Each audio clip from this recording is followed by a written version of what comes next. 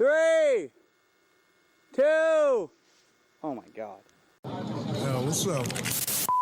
Hello, ladies and gentlemen. Welcome back to the program. The Airtime Podcast is presented by Van Shoes since 1966. There's nothing fake about it. Have something to believe in and be yourself. You know what I'm saying? Welcome back to the show, everybody. Did a little bit of a road trip down to Vancouver, 2 hours south of Whistler, to see Torstein's new movie Return. And instead of recording in the booth, I decided to venture down to Vancouver to record with that standout boarder. Huge fan of this individual. Looked up to him for a long time and really excited to have him finally on the podcast. One of snowboarding's greats, Torstein Horgmo. How you doing, big dog? I'm doing great. Thanks for having me on. The pleasure is all mine. Thanks for gassing me up too. Oh yeah, one of the greats. Maybe we'll start with, you filmed a movie. It was a 1-year project, correct? Yeah. 1-year project called Return. It just premiered at the Rio here in Vancouver. Great turnout, sold out show. Let me ask you, what did you want to bring to life with that film? Well, it's been a couple years since we did a big project for Shredbots. We've done some short films over the last couple of seasons, but the last big one we did was called Light, that dropped in 2020. And we had this idea to bring my friend Charles Beckinsale out in the backcountry. He's probably the best park builder on the planet at the moment, and build like a fantasy park, and then wait for snow to blanket on everything and ride it natural. So we tested that back in 2020 or filmed it in 2019 for Light, and it kind of was a proof of concept just to figure out if it was even possible. But it was pretty limited on time, funding, all that kind of stuff. Just the time of season 2 was a little, we weren't able to ride everything that we built even because it got too hot. But we knew it was possible, and I just knew that at some point I wanted to give it another shot and sort of take it to the next level. And then me and my partner Celia, over last summer, we just started talking about this idea of doing a project again, and doing it together, and just getting a group of writers together that we have worked with in the past, and just do it proper, and decided to go for it. And I called Jeff Pensiero at Baldface and got the ball rolling on that. And it just seemed like right away, even the fact that Beckinsale picked up the phone on first try and Pensiero picked up the phone on first try, like the day we conceptualized the idea, was just a really good sign that, like, yeah, maybe we're supposed to do this. And then everybody we called and everybody that we wanted to be a part of it was like super down from the get-go. But that fantasy park thing was sort of the cornerstone of the idea, other than that we knew we wanted to go back to Japan because we hadn't been there since COVID, and they shut down. So there was just a couple things that was really exciting for us to motivate us to like do a big project again that would from the beginning feel like something new, and not something we'd done before. So yeah, that was kind of the idea. I will say that the film is immersive. Like when I was watching that film, it started and I was like, okay, you have A++ snowboarding. The lineup is phenomenal. You not only helped film it, produce it, edit it, you did the music. The music to me was really special because at one point I was like, why do I feel like I'm so relaxed that the music and the frequency that you picked throughout the film made me feel like something did you plan, was there an intention when you were coming up with that music to make people feel a little bit more immersed with the frequencies you were playing with? There's a lot that goes into that. Just Have you done a sound bath before? yeah. If it was very sound bathy in a good way. It was like I felt like I was in a sound bath. I was like, this is insane. I can't say I've done a good sound bath.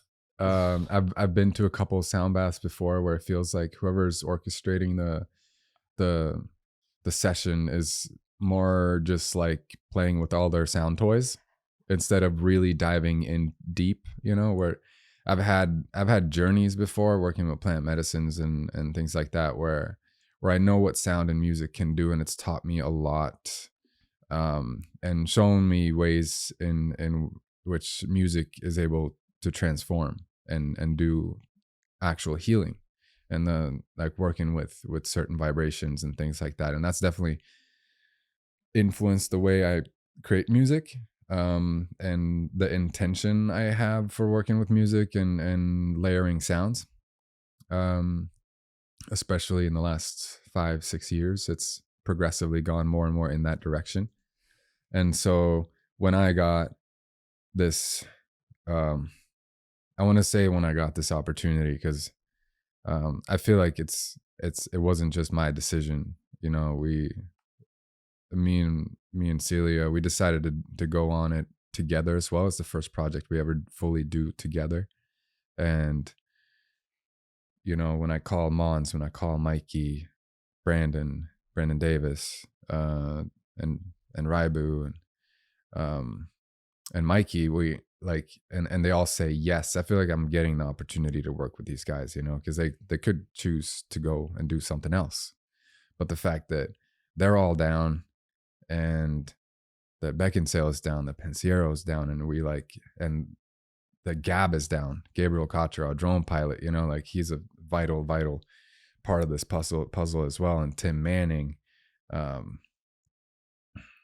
got to shout out all the filmers now, because it wouldn't even be close to what it is without them. So Tim Manning was our principal cinematographer, and then we have Nori Watanabe from Japan, also working as our guide, and then Craig Gawalus came help out in Valhalla as well, on another red angle. But it felt like getting an opportunity to do this, and knowing that we are in a very unique time where we, even just the fact that we know each other and all of these individuals with this unique skill set that come together at this time is like very special for me. And having Celia help with it, she shot all the photos. It's just like we wanted to give it the deserving, attention, and basically just, I think right from the start, everybody was all in and understood that this is a very special opportunity that we're given.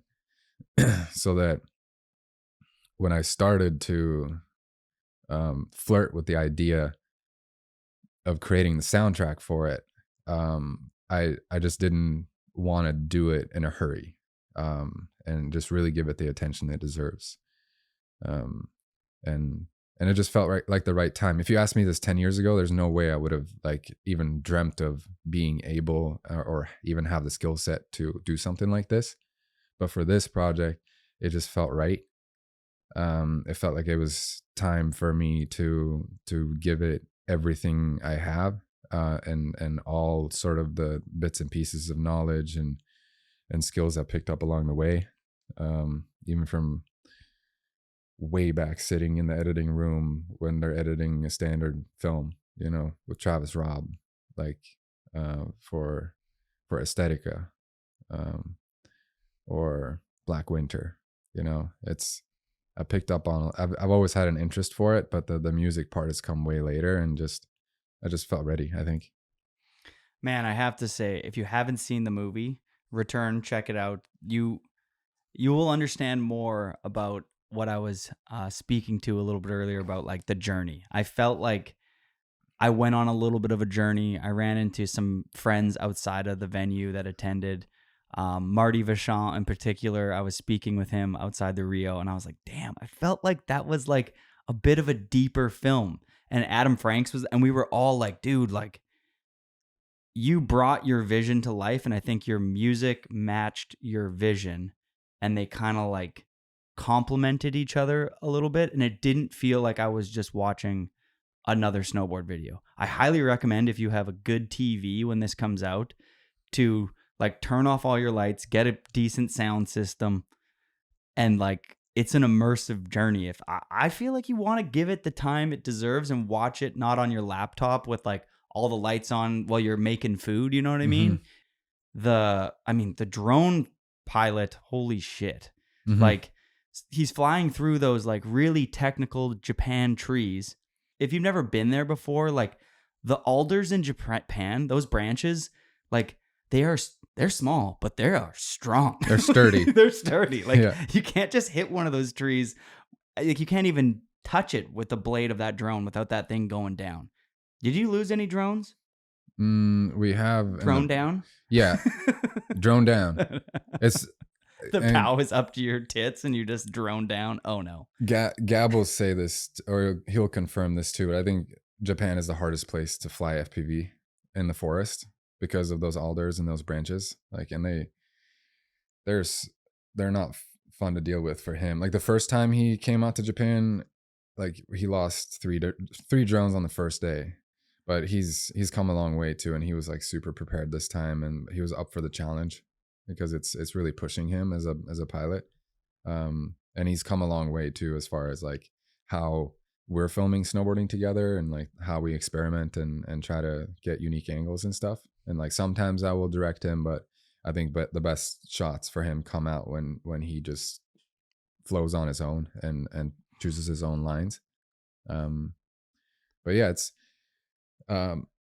the intention, a big part of the intention for the project was for it to feel a little bit more like a journey and like a cohesive piece. It was very cohesive, like it flowed. Yeah, there was going to be some like in any sort of storytelling, you need to have sort of a beginning and a peak and an end, you know, and this movie has kind of like two peaks. And I didn't like the beginning of it, for example, I didn't want to rush into it or like try to play ball with like the Instagram trends of trying to like get your attention in the first 5 seconds or some like crazy rule like that. It was trying to step out of that a little bit and just rather just begin in a slow and comfortable space with beautiful nature shots and have the music and the soundscape sort of complement that. So it puts you there. So it's like, okay, this already kind of feels like home and there's no rushing now. We're here, we're going to watch this together. Or when it comes out, you know, you can sit down and enjoy this and not feel like you're waiting for it to be done. And like, that was a huge part of me. Like, I didn't care how long the intro was going to be because it needed to be exactly how long it was supposed to be in order to get you there, you know, and not feel rushed. And that was a cool experiment for me to dive into, not just visually, but with the audio as well. How do you prevent brain fog, burning out? Like if you're editing this and you're coming up with the audio and you're staring at your computer all day long, which a lot of people who are listening to this do that type of work, what are some things that you have found to be beneficial to stay creative and to get that workload accomplished? Well, that was a huge learning for me too, where when I finally sort of surrendered into the fact that I needed to do this on my own as far as the editing goes and the creative side, I learned pretty quickly that I needed to like adjust my I wasn't used to looking at a screen for that long, for that many hours every day. And I was dealing with some migraines coming back because I've struggled with that since I was a kid, and then later on have found remedies and ways to mitigate that and calm it down, way down. But then during this process in the last year and sort of dealing with stresses of deadline and stuff, it was starting to come back, and I had to really take it seriously because it was coming back in a big way. And I realized through that, you know, quadrupling my screen time every day, I needed to do something about it. Because if not, like, it would have gotten so bad that I couldn't finish the project or finish, because we started to halfway through realize we have something here that maybe deserves some live premieres. And then Celia started booking venues, and then we had real dates and hard cut times, you know, okay, now we have a deadline. And then at that point, my migraine started to ramp up, and it got pretty serious. So I had to like do something with that. But again, I was lucky enough to work with some natural remedies and some plant medicines throughout the process that helped me with that, and helped sort of I wouldn't say like heal my brain, but it helped get me back more to baseline, and also teach me and realize what other parts of my lifestyle at that time wasn't helping. You know, I was getting dehydrated, you know, I wasn't moving enough. I needed to move my body and drink more water, basically. And also, like, a funny thing, like, I'd been almost vegan for a while, or like very vegetarian. And I just had this, like, all of a sudden, like, I need steak. And I just had steak medicine.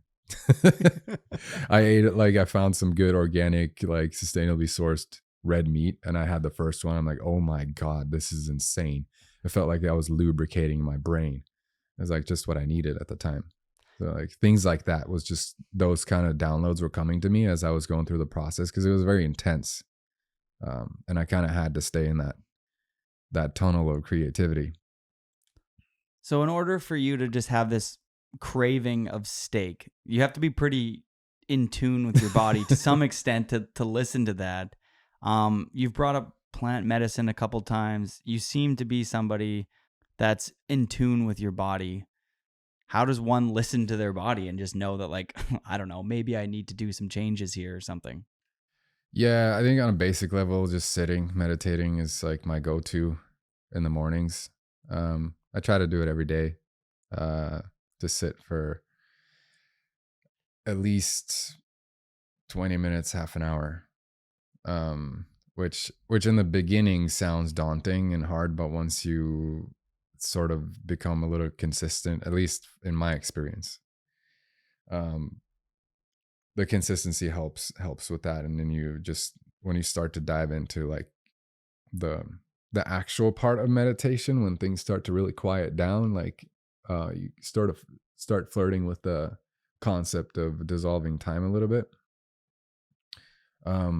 And then you're just like, you're in the body, you're in your own body. That's, you know, quieting thoughts, just being still. And then anything sort of going on internally I think will come to the surface a little faster in order for it to become obvious enough to deal with it. I think that's one thing. But I mean, this is a freaking huge subject and everybody has like their own practice or maybe lack thereof, you know, maybe people are still searching to find their own like practice or whatever works for them. But I don't think it's like a thing that you're ever finished with. I think it's always like evolving, and like meditation is working for me now. Plant medicine is working for me now, going down to Costa Rica and working with shamans every now and then when I feel like I need a cleaning and I have too much buildup of stress or some sort of micro or macro trauma. You know, you can go, there are tools and things available for us to go deal with those things. And for me, that's taught me a lot about myself and my ability to listen when something's off balance, you know. And I'm not going to claim that I have everything figured out, because I don't.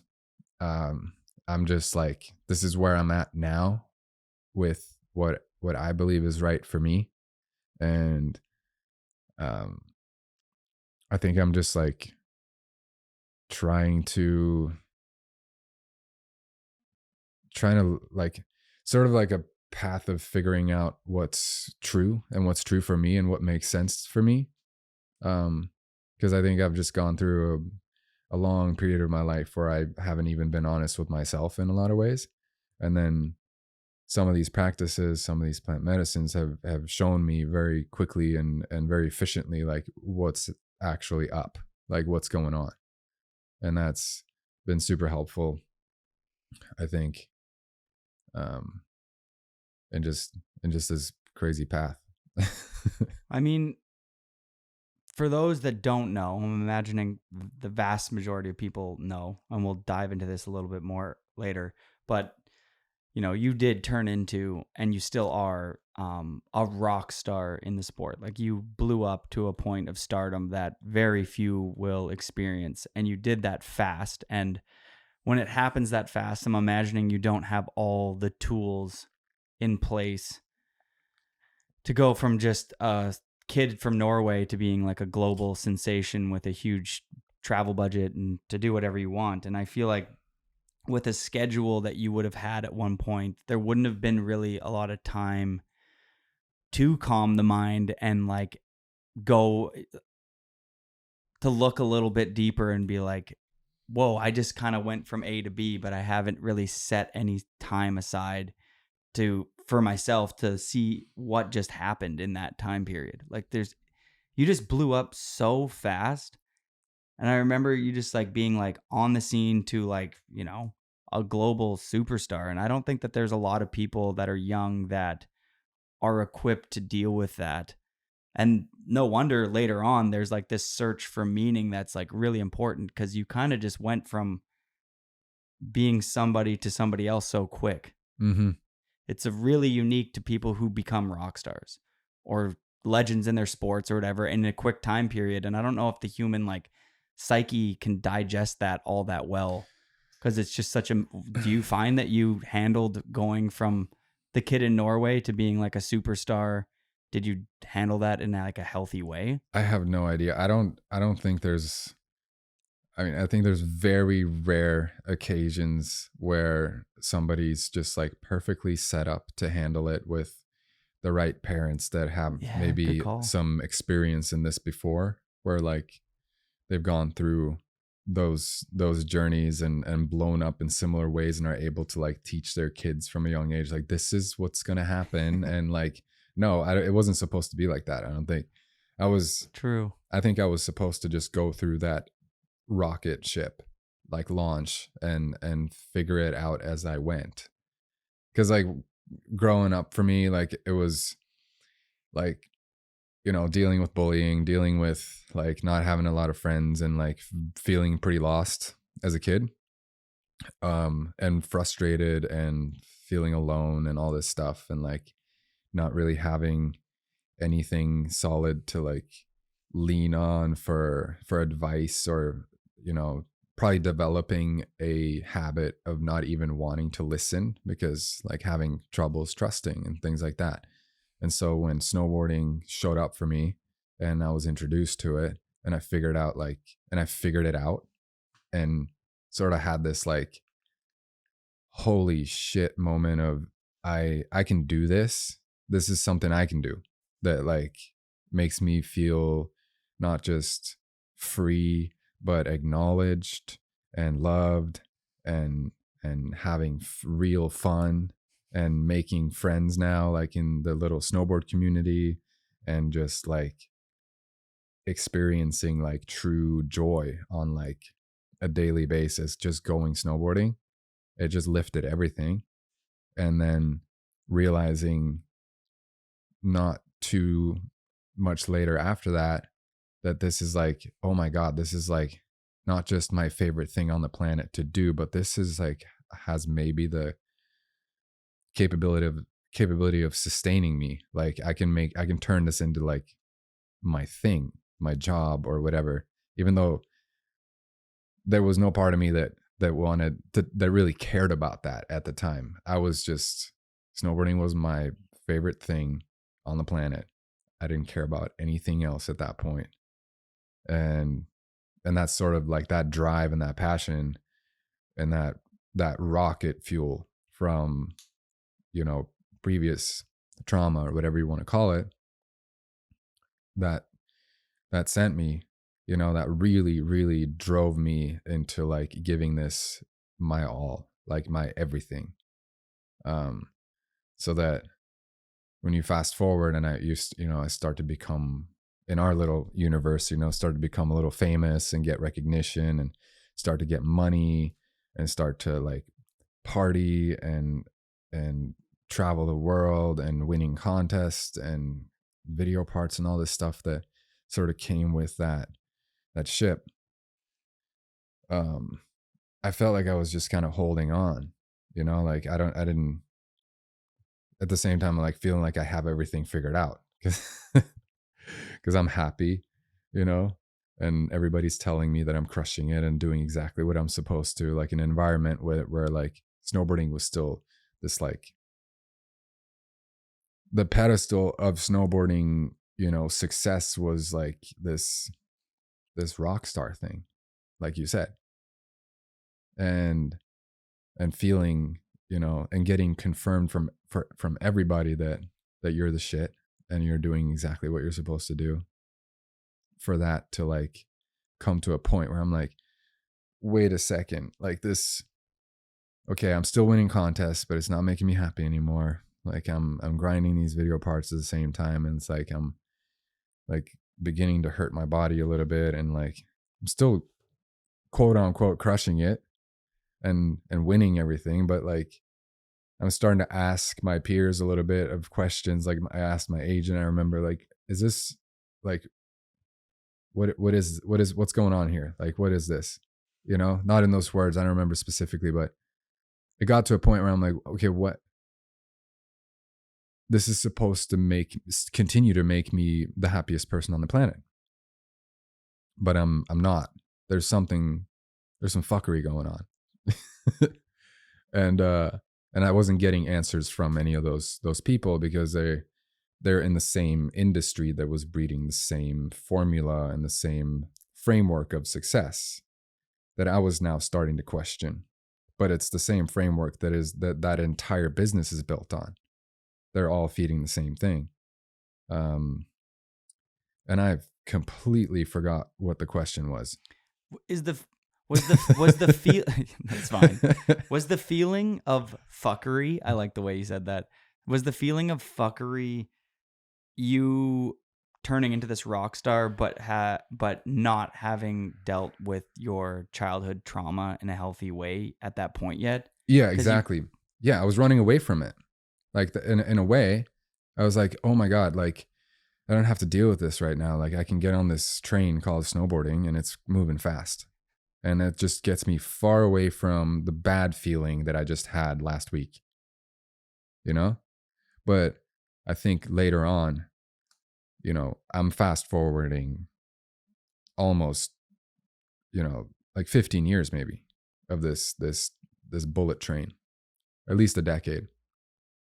And then coming to a point where like, okay, there's something going on that is starting to surface again that's not dealt with, even though I wasn't aware of that being the case, and that's a part of what was going on, but something was starting to surface, and at the same time as winning contests or getting on the podium still, and all this recognition and people gassing me up and wanting my autograph and picture and stuff like that, it wasn't giving me the same high. And then nobody could answer that question for me. Like, what is happening? Like, why am I not continuously being the happiest person on the planet from all this? Because they're all telling me like, you're living the dream. You're doing what you're supposed. This is like you're doing it. This is it. And I'm like, okay. And then so I started asking. I started to look elsewhere for answers, and then quickly found my way to Costa Rica and found my way to ayahuasca, and then that's sort of like flipped everything upside down in a good way. But it was immediately giving me some answers that I'd been like wondering about, but also showed me that there's there's more to this.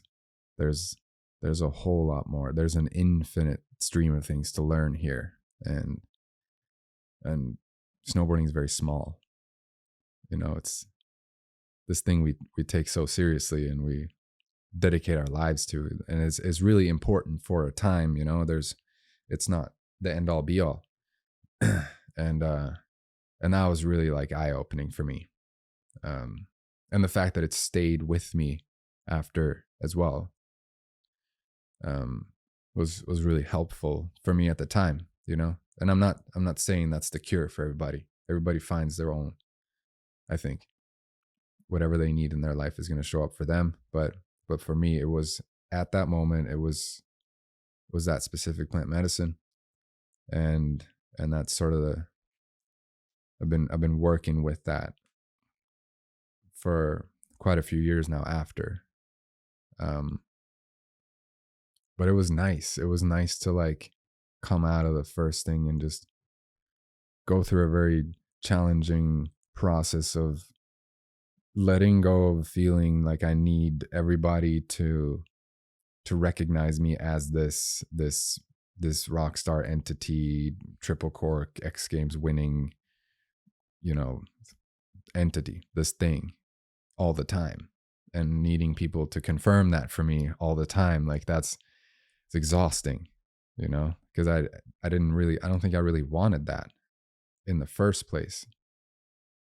Well, maybe I did, but I probably needed to have that experience in order to like experience what that was like to become famous and really recognized as maybe like a compensating thing for like when I was a kid and felt invisible, or like if I was visible, it was like a negative thing, and just being like recognized for something good, and then go through that whole trip and then come out at the other end just like, okay, what else? Like that can't be it, because I thought that was it. I thought that was like, that's my life now. I'm just going to be this famous person. And then that's like, it's not sustainable. It's exhausting. And it's like, it's not normal. And it's, I don't know. What did ayahuasca make you confront? Or did it make you confront anything? Like, did you? So, I mean, so many things, but just, I mean, it went straight. I think it started going pretty deep into some unresolved trauma and some scenes from my life when I was little. That was really traumatic for me to go through. That was that I sort of had stuffed down and buried, that I didn't really even remember. Parts of it was like when my father he had a stroke right in front of me, for example. And I remember being in the room in our summer cabin, and I was sort of just in shock, and I was watching my mom sort of have a breakdown in front of me, and with my grandmother there calling 911 kind of thing, and not being able to know what to do, and just choking down everything, because I was watching my mom go through this very intense thing, and I didn't know what to do, and I panicked, and I like basically choked down any ability to feel anything and to let any emotion out. I just choked it all down. And that whole, call it a scene in my life, like that moment was something that was I didn't remember. I didn't remember having that experience until ayahuasca showed it to me, and basically allowed me to finish and go through the purge of crying because I was scared, but I wasn't able to, and crying really hard. And I don't think at that point I don't remember ever crying that hard in my entire life, but it felt so good. It felt amazing. Like I just didn't want to stop because there was so much in there, and those tears had been reserved for that moment for 25 years or so, or longer. And they had been in there in my body, and it was like trapped emotion. And I've been walking around with that. And that was just one scenario. And I mean, there's a lot. That's just one example, basically, of, and after that, feeling a lot lighter, and now maybe there's more space for something else. But that probably took up a lot of space. Yeah. Like if there was that much energy built up into those tears on a deeper level, like your brain's probably been bottling that up and storing a lot of energy in that exact moment. Yeah. And it was just an incredible, like, eye-opening. I think that was the first moment where I realized how powerful that medicine is and what it's able to do. And it helps you actually, and it can come out as tears. Like, that's just one way of purging, but it can also come out as vomit, or you have to go take a dump, or both at the same time, or sweat, or the medicine is going to help you release in any way is that it's the most efficient for that time, and the necessary one, you know, probably where it's built up in the body. Yeah. Like stress can build up in different areas of the body. So if it's built up, let's just say more in like your bowel or your small intestine, it might come out of your, you know, where if the trauma's built up in, I don't know. I think people store energy in different places of their body. A lot of it stores in the gut. I've learned that, at least for me. I think a lot of people who are stressed out have autoimmune issues specifically to the gut region. Yeah. And it's cool. I mean, there's a lot of different medicines that are available to us to help like change our course. You know, there's psilocybin mushrooms, there's LSD, there's whatever. If you treat it with respect and take the necessary, you know, steps to go in with it with an intention of healing, they can be super powerful. How powerful? Like how powerful was that experience? Well, I'm just like comparing it though, right? Like quickly, like there's a lot of those available to us that we can do on our own. But I think what's unique to ayahuasca being one of them is that it not only helps with like it can help with adjusting your course, but it can also help actually release. That's like what it's sort of known for. It helps release the shit that's stuck in the body, not just showing you how to not accumulate more. Yeah. And that's like, I think it's just, it is one where, you know, people talk about set and setting and basically taking care of the environment you have before you go in, because that's a huge part of like treating these things with respect, because they can be really powerful. And if you do it wrong, or if just like for partying, it's not going to do much, or it can actually maybe do more harm. But with ayahuasca, it's usually in a ceremony setting, and there's people there that know what they're doing, that they can help like facilitate those and take care of like the set and setting and like blessing and making sure that the container that is created for the ceremony, the space that it's held in is like a good space that is intended for healing and healing only, and not like going to have a party. Oh yeah, I think we can put an emphasis on that. Seek out a professional for this type of advice or whatever. If you want to venture into psychedelics or plant medicine, do your research, talk to a professional, etc. But I'm interested to hear. I feel like a lot of people who are dabbling with psychedelics, plant medicine, the reason why they're doing it is, yes, to maybe get over some trauma, to find some purpose. Who am I? Answer that question that we all have in us. But it's also to become more present. I think that's a thing that most people want to be able to embody in their life, is to be able to live in the now.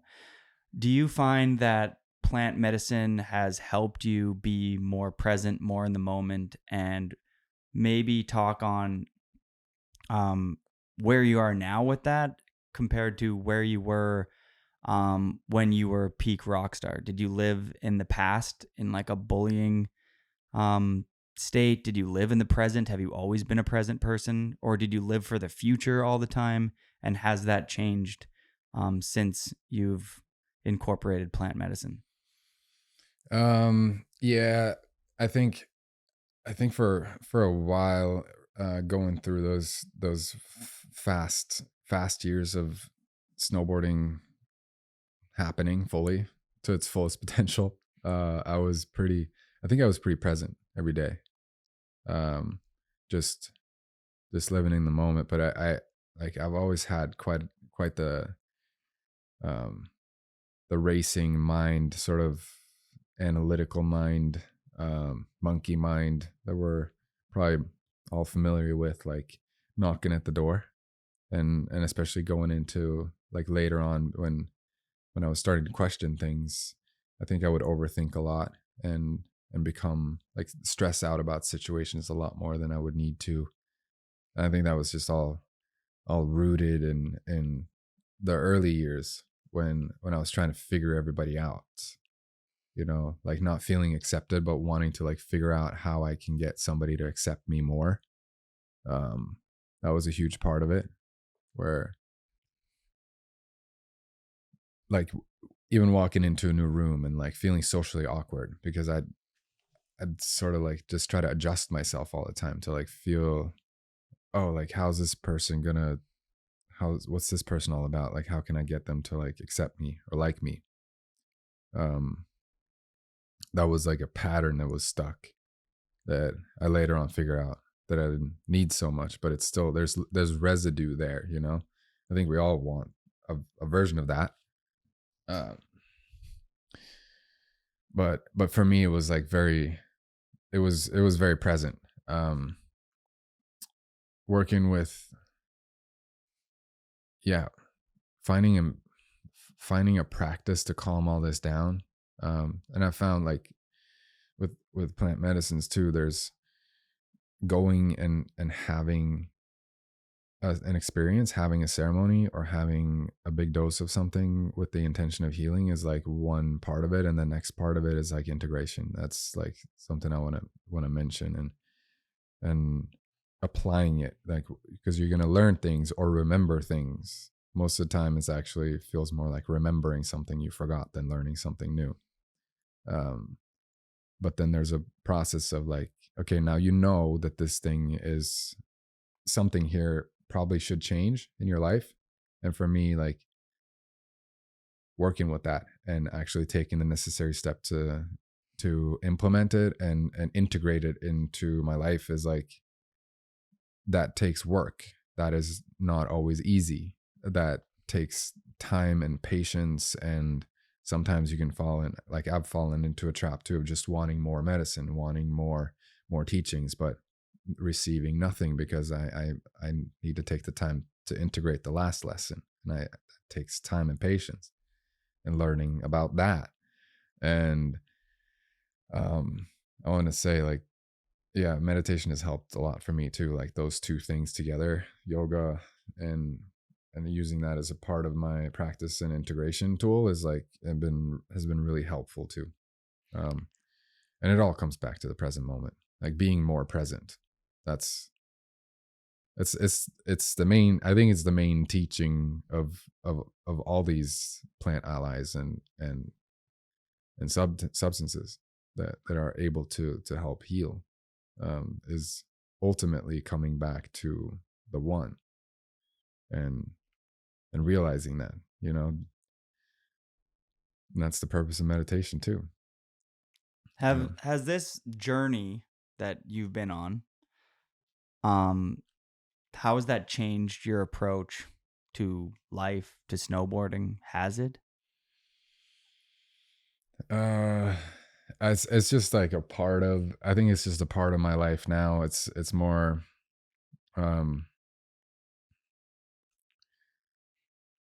it's unavoidable. It's just like, it's integrated. It's interconnected. It's not something I can avoid anymore. Like,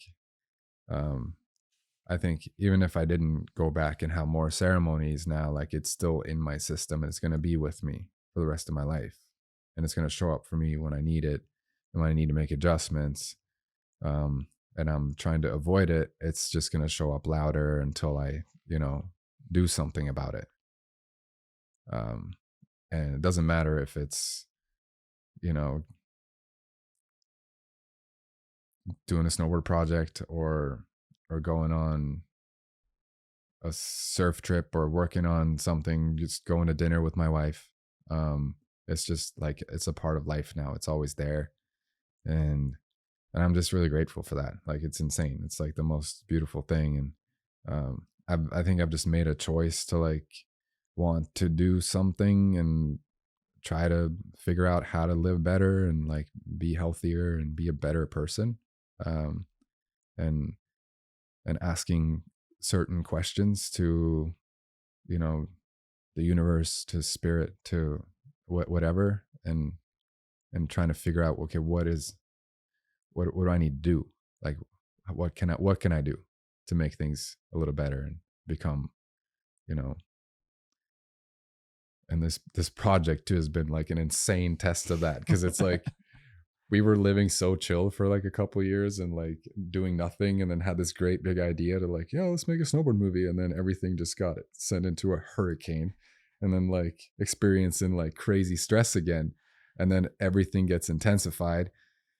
And then You get migraines in the mix. yeah, and just like, okay, figuring out what the limit is again, like what is our limit?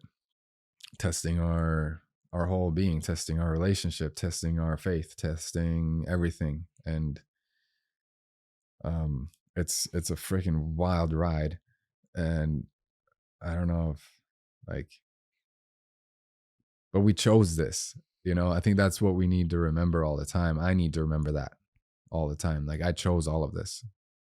And anytime shit gets gnarly and it gets like intense and you want it to stop and you want life to just chill for a second, it's like, I did this. I made it like this.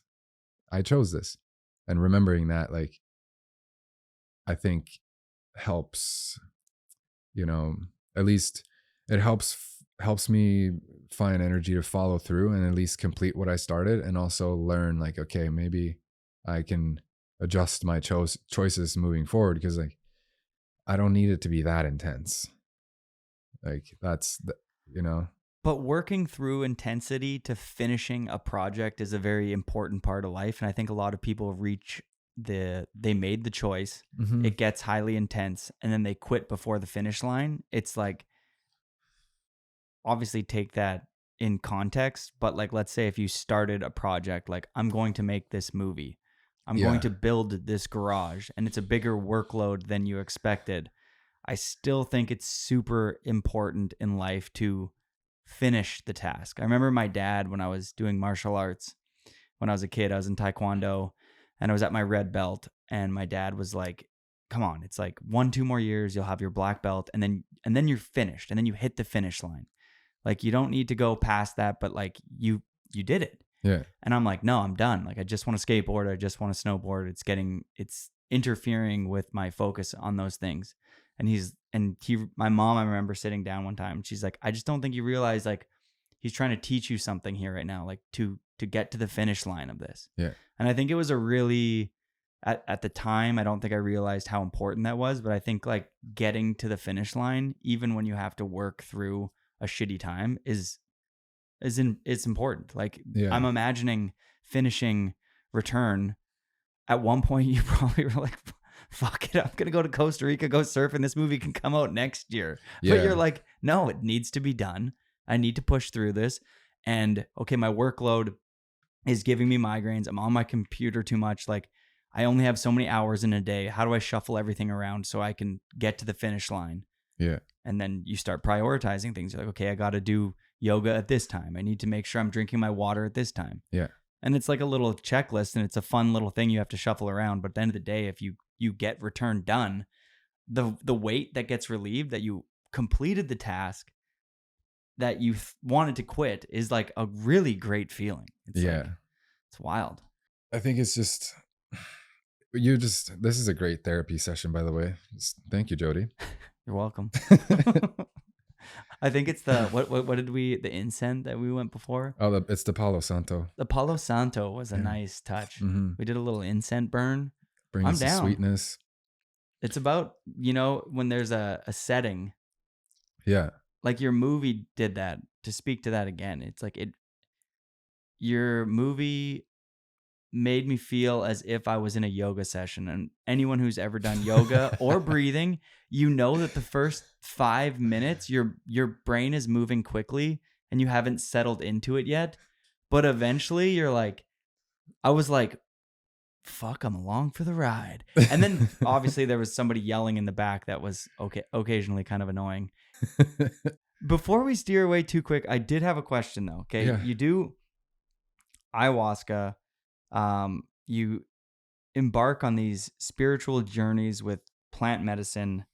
I feel like most of my friends or most of the podcasts or books I've read on these topics, people often express the significance of that experience. Mm-hmm. You know, someone like yourself, you're running high on accomplishing a lot of things that most people don't accomplish. You know, turning to a pro snowboarder, getting a DC ring, jumping a jump with Ken Block beside you, going to Alaska and riding top to bottom and just seeing that you can accomplish that run. Alongside everything else that you've accomplished in your life. Triple cork, you know, you've done so much. How profound and where would you place doing something like ayahuasca on that experience? How profound was that? Yeah, was it a top experience? Was it just another, you know, X Games gold medal? That's different. It's just different. Yeah, I think it's everything, all those experiences, human experiences, those peak experiences, landing the first triple cork with a broken ankle, winning X Games, the first time, insane. The second time, insane. And then third time, like starting to like, okay, not as insane, but still peak experience, you know, like a crazy release on like a human level. Definitely just very, like, I don't know, explosive moments of presence, if you want to call it that. You know, so in tune with my snowboard and like my physical ability and just being right there, like on a level where I know this is something that most humans won't get to experience in just one lifetime.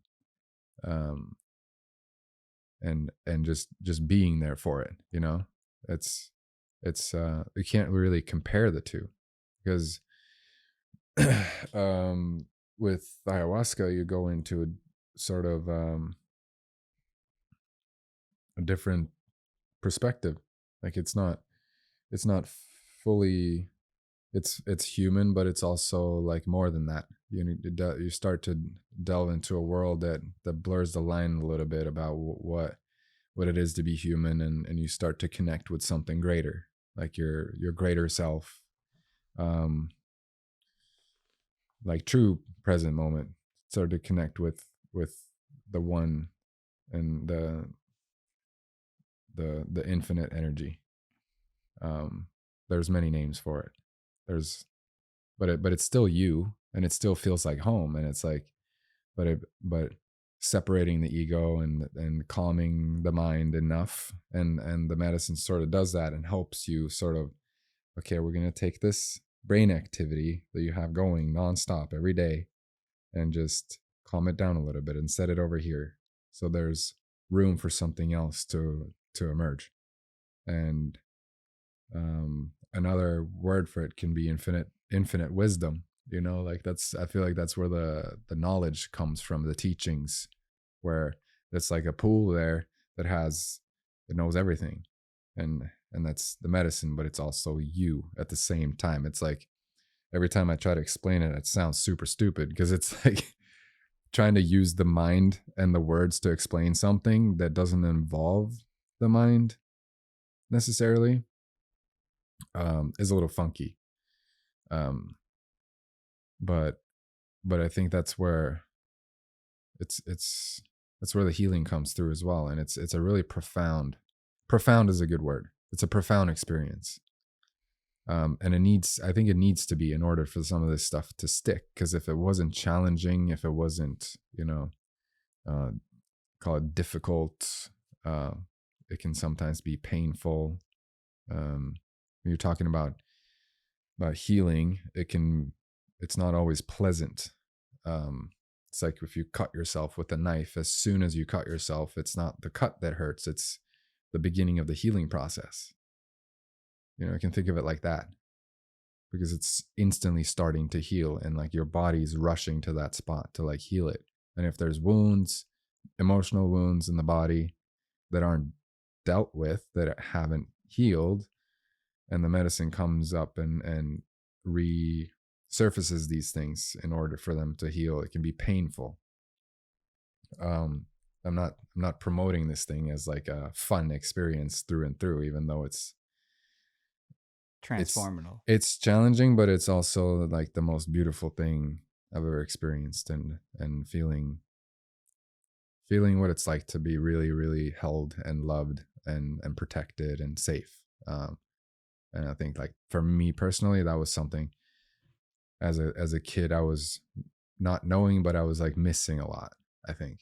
And getting to like feel that and knowing that it's okay, and then experiencing a little bit about like, that dissolving this whole thing, and maybe even what we think of as dying isn't as bad as one thinks, in order to be able to not walk through life so scared, and just live a little better, live a little fuller, and all this good stuff, and experience life to the fullest, and all that it has to offer.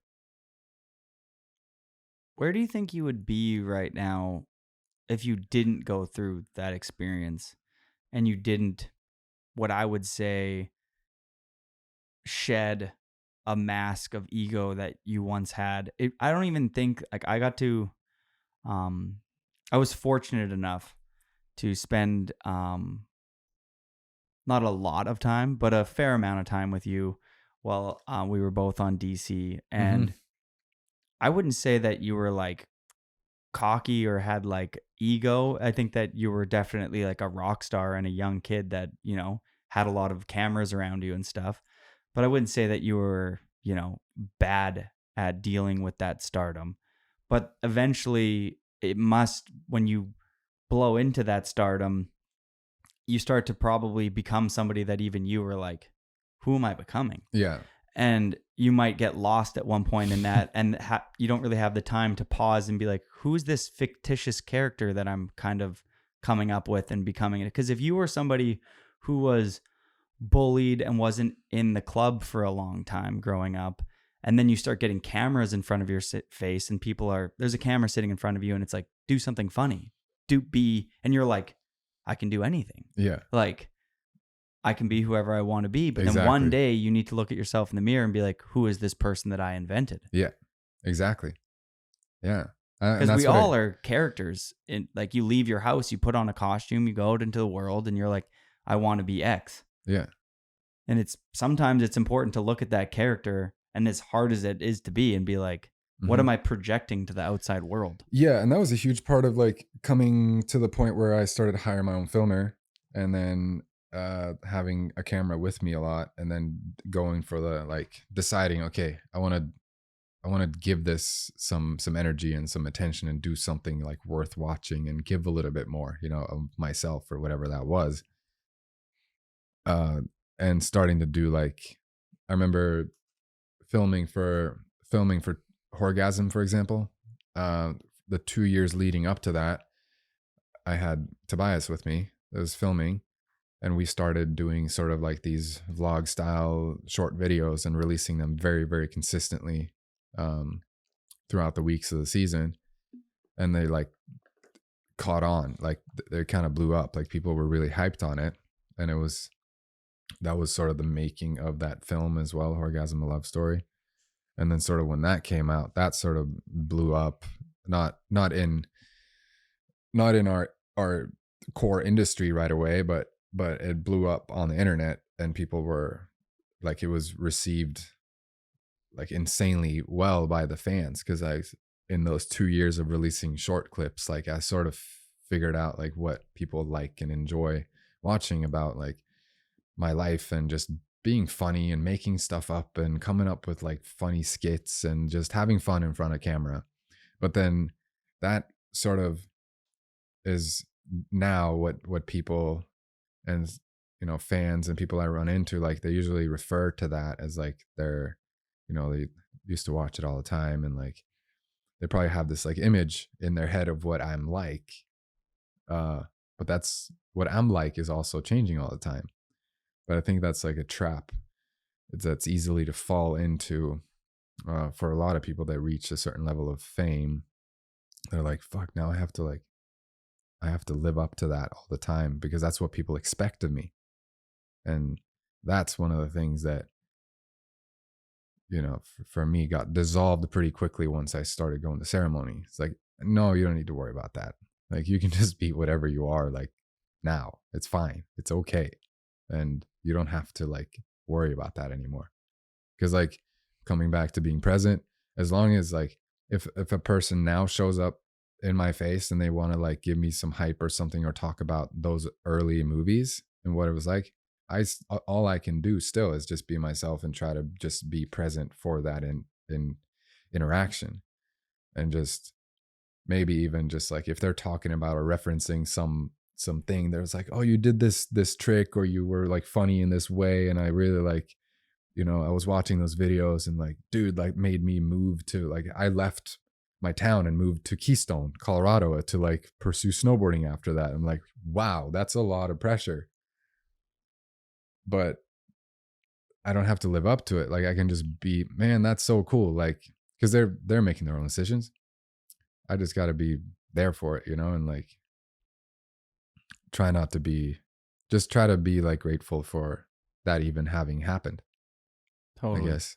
Yeah, not put the like, oh, I inspired them to do X because of who I am. You're like, that's who I used to be, and you were inspired by that person, and I'm glad that you were inspired by that fictitious person that I was playing at that time in my life. I am a new fictitious person who has changed a bunch. Who am I today? Yeah, totally. One thing that I've noticed about you, and I think anybody who's gotten to spend time with you, I mean, your movie that just came out there, you got someone like Mikey Cicerelli, Mons, amazing, you know, Co-Card, amazing people at NST, your lovely wife, you know, your close friends and family. They get to kind of see this ever-changing Torstein. One thing that I have noticed about you moving through life is, and one thing that I feel like I'm personally pretty good at picking up, maybe because I used to be this person, is when someone's kind of uncomfortable in their skin. You seem very comfortable moving through the world as who you are right now. Do you have any advice? Did you learn something? Like, there is, maybe you left that ego behind, but there is something about the way you move through life where you look comfortable just being who you are. And I think that that's harder said than done. That is like the complete opposite of how I've been feeling at all these premieres. Really? Yeah. Really? I feel like that's in that, but you're out, what you're projecting to the outside world is like cool, calm, collective. And so that's the opposite. No, I think I just in your head, you're going through a panic attack. Yeah, I'm shaking profusely. Are you still thinking when you go to a premiere, like, do people like me? Am I being cool? No, like, does that go through your mind? Not in that way. No, it's more just, I think this was just like this specifically has been a shock to my system socially, because I've had sort of this, there's something there that I haven't fully healed yet, as far as being like calm in social situation where I know there's a bunch of people that wants to talk to me, and that I have their attention, you know, like after showing a film, there's there's some people that want to come and say hi or take a photo or get an autograph and just talk about the film, which I do. But like there's a social anxiety part of that kicks in for me that I haven't been able to deal with yet. When it's been sort of like a lot back to back, because you have to understand, like I went from basically producing this whole thing with my wife into this summer and an entire fall, like many months in a row, just basically being in like a creative cave, like a tunnel, like not being social at all, and just really giving this creative process everything I have, which required me to be in front of the computer and like turn my phone off a lot and just not really be that social, into like just finishing editing before getting on the plane the next day to go to Europe and start the tour.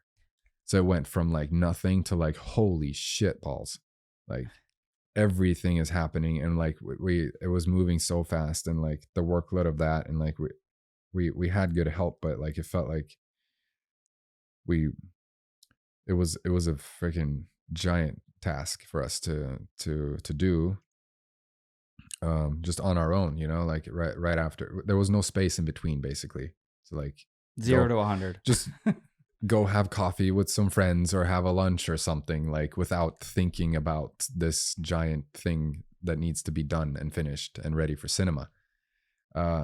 And then now, like, yeah, we're still here on this tour, and there hasn't been any breaks, and it's just exhausting, where I know, like, I need to show up, I need to be there. Like we said we were going to be there, people are buying tickets, and I want to show up, but it doesn't change the fact that like we haven't had any break in between. So it comes with a price, and then, you know,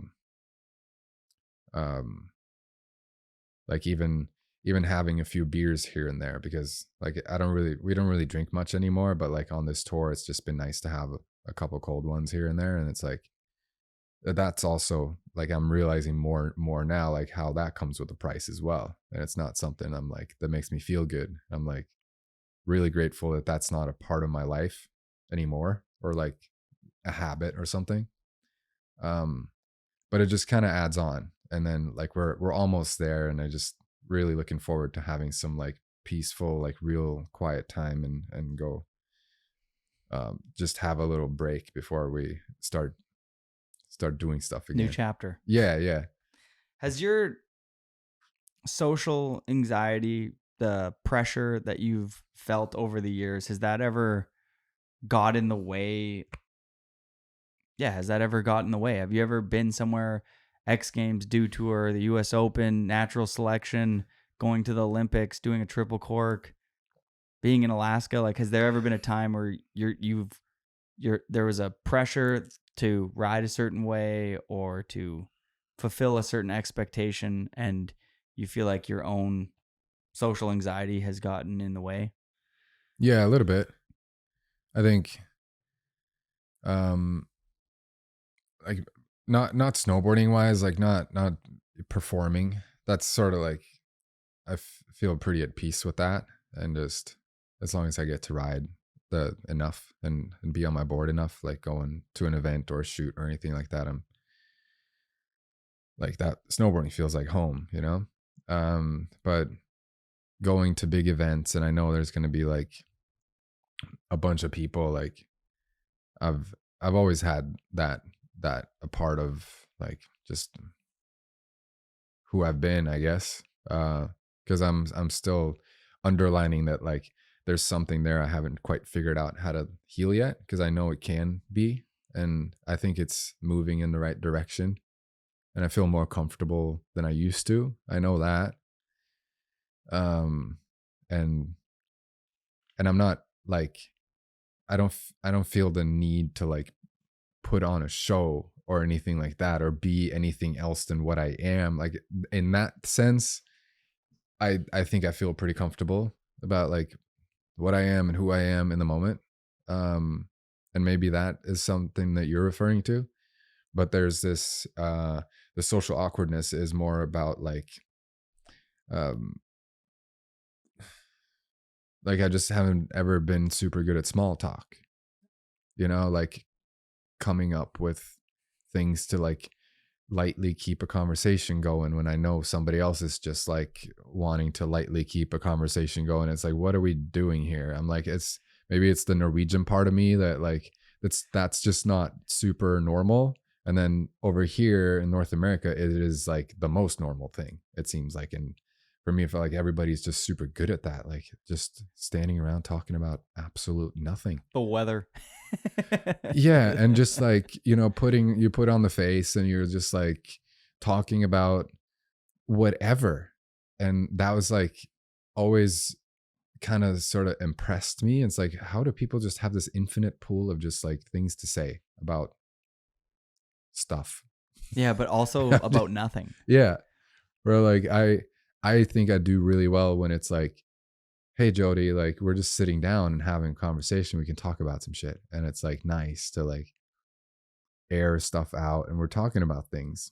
But I'm referring mainly to like big rooms when you're standing around and it's loud and there's just a lot of chatter going on and people just want to be friendly and nice and polite and just sort of lightly catch up on things that doesn't really have much substance, but there's this like social pressure to like perform in that way that I haven't really ever gotten super comfortable with. There's been times where I've been like, okay, I've done this a lot now. Like we've been at trade shows or something, a bunch of contests back to back. And I feel like I'm in practice and it's not so hard. And then I go home and I take a couple weeks off and I'm like, where did that all go? Like, and then I go back into it and it's just like, I'm super bad at it again. Like, what am I doing? What are you doing tonight? What's tomorrow looking like? When are you flying out of here? How's your season? You're like, oh, what'd you do this summer? Oh, cool. I don't think anyone lives for those conversations. I think that they're expected and they're normalized, especially here in North America. But thriving in those settings is tough. It's definitely exhausting even for me. And I consider myself I'm totally extroverted, but in those particular settings, small chat for extended periods of time with numerous people is taxing. Well, you're good at it. You're really good at it. Like, Jody, you're one of the best at it. That also comes from I think that came from childhood. My sister used to bully me into being funny. She'd be like, eat this whole lemon. And I'm like, I don't want to do it. She'd be like, eat it, make a funny face, do it. And I'm like, I don't want to. And then she'd be like, do it. And then she'd like pour me multiple shots of like vinegar and be like, do it, it'll be funny. And like put more warheads in your mouth. And I'm like, but I wanted to make her laugh because she was my cool older sister. So I was like, okay. So I think I just like, that is a thing that I project to the outside world is like, if I can get a cheap laugh off somebody, I try to suck it out of them. Yeah. Yeah. But I just think, you know, just later in life, whatever combination of things I've been through in the last 6-7 years, you know, like I just crave a little bit more deeper connection too, and enjoying like really connecting with people. But then I'm stepping into this premiere world again. It's been a long time, and it just makes me a little uncomfortable that I can't really connect like that with even going to Norway on our first one, and my whole family shows up, and Andreas Wiig is there, and a bunch of people that I haven't seen in years. And like they all come to the bar like the after the movie, and it just gives me a little bit of anxiety. Like I see so many people here that I really want to connect with, but there's no time. And like it's just like in the back of my mind, like that starts to kick in, and like I want to have time for everybody, but there's no time for it. And then like I have a hard time staying present in one conversation because that becomes loud, and that thought mechanism becomes loud in the backdrop. Yeah, you see Andreas Wiig like headed towards the door, and you're in a conversation like, no, I really want to say what's up to him though. Yeah, well, no, I got to talk to him, and like we got to hang out for a sec, but like then my sister's there, you know, and she hasn't come to one of my premieres in over a decade and like seen what I'm up to, and she flew out for the first time without her kids for like I don't know how long, to come spend time. And like, it is what it is, but it's like, it's just, it affects me, and I know it has, but I think it affects me differently now, because I think there's a bigger part of me that doesn't really care too much to have those small talk things, but it's more about like, I just rather connect better with the person that's in front of me now. But when there's 100 people in a room trying to get my attention, Hard to do. yeah, Hard to be. That's part of fame. It's yeah, like literally juggling like your family, your friends, and realizing when you get older that there's only a finite amount of time. yeah, And you don't have time for everybody and everything. I'm really bad at that, actually. Like, I constantly am like, whoa, my sister's getting older, and I have nephews, like 3 of them, and every time I see them, they're going from little babies to like little boys, and I'm like, damn, like things are happening, and they're happening quick, especially when you hang around. Like, if your sister has kids or there's kids around you. Since COVID, I constantly, like, every once in a while, I'll like hang out with those individuals, and I'm like, whoa, your kid's 7 now? I thought you just had a baby. Like, Yeah. that's how much time is flying by. yeah, And I don't know, there's like this weird thing where I have this awkward perception of time where it constantly feels like it's speeding up. Somebody tried to break it down for me one time. When you're a kid, you only have so much time. You've only had so much time in your life, so your perception of time seems very slow. But when you get older, it feels faster. I don't know. To me, it does feel like it's speeding up, though. But I mean, I don't know. Maybe we're speeding around the sun faster and we actually don't realize it, but it's actually speeding up. I think it's a little bit of both. Like, I think time is moving a little faster now than it has before. Like, Do you agree though that time? cosmically, in a way, I think that is a factor. But I also think when we are kids, we are way more present in the moment. And when you're present, clock time sort of tends to slow down a little bit. When you're just super present every day for every moment, because everything is new. And you're like, now we feel like we've seen most of these things before, you know, and like most of the time we're just in our heads thought looping on something on a previous and comparing to previous experiences. And Have you ever been in a car accident?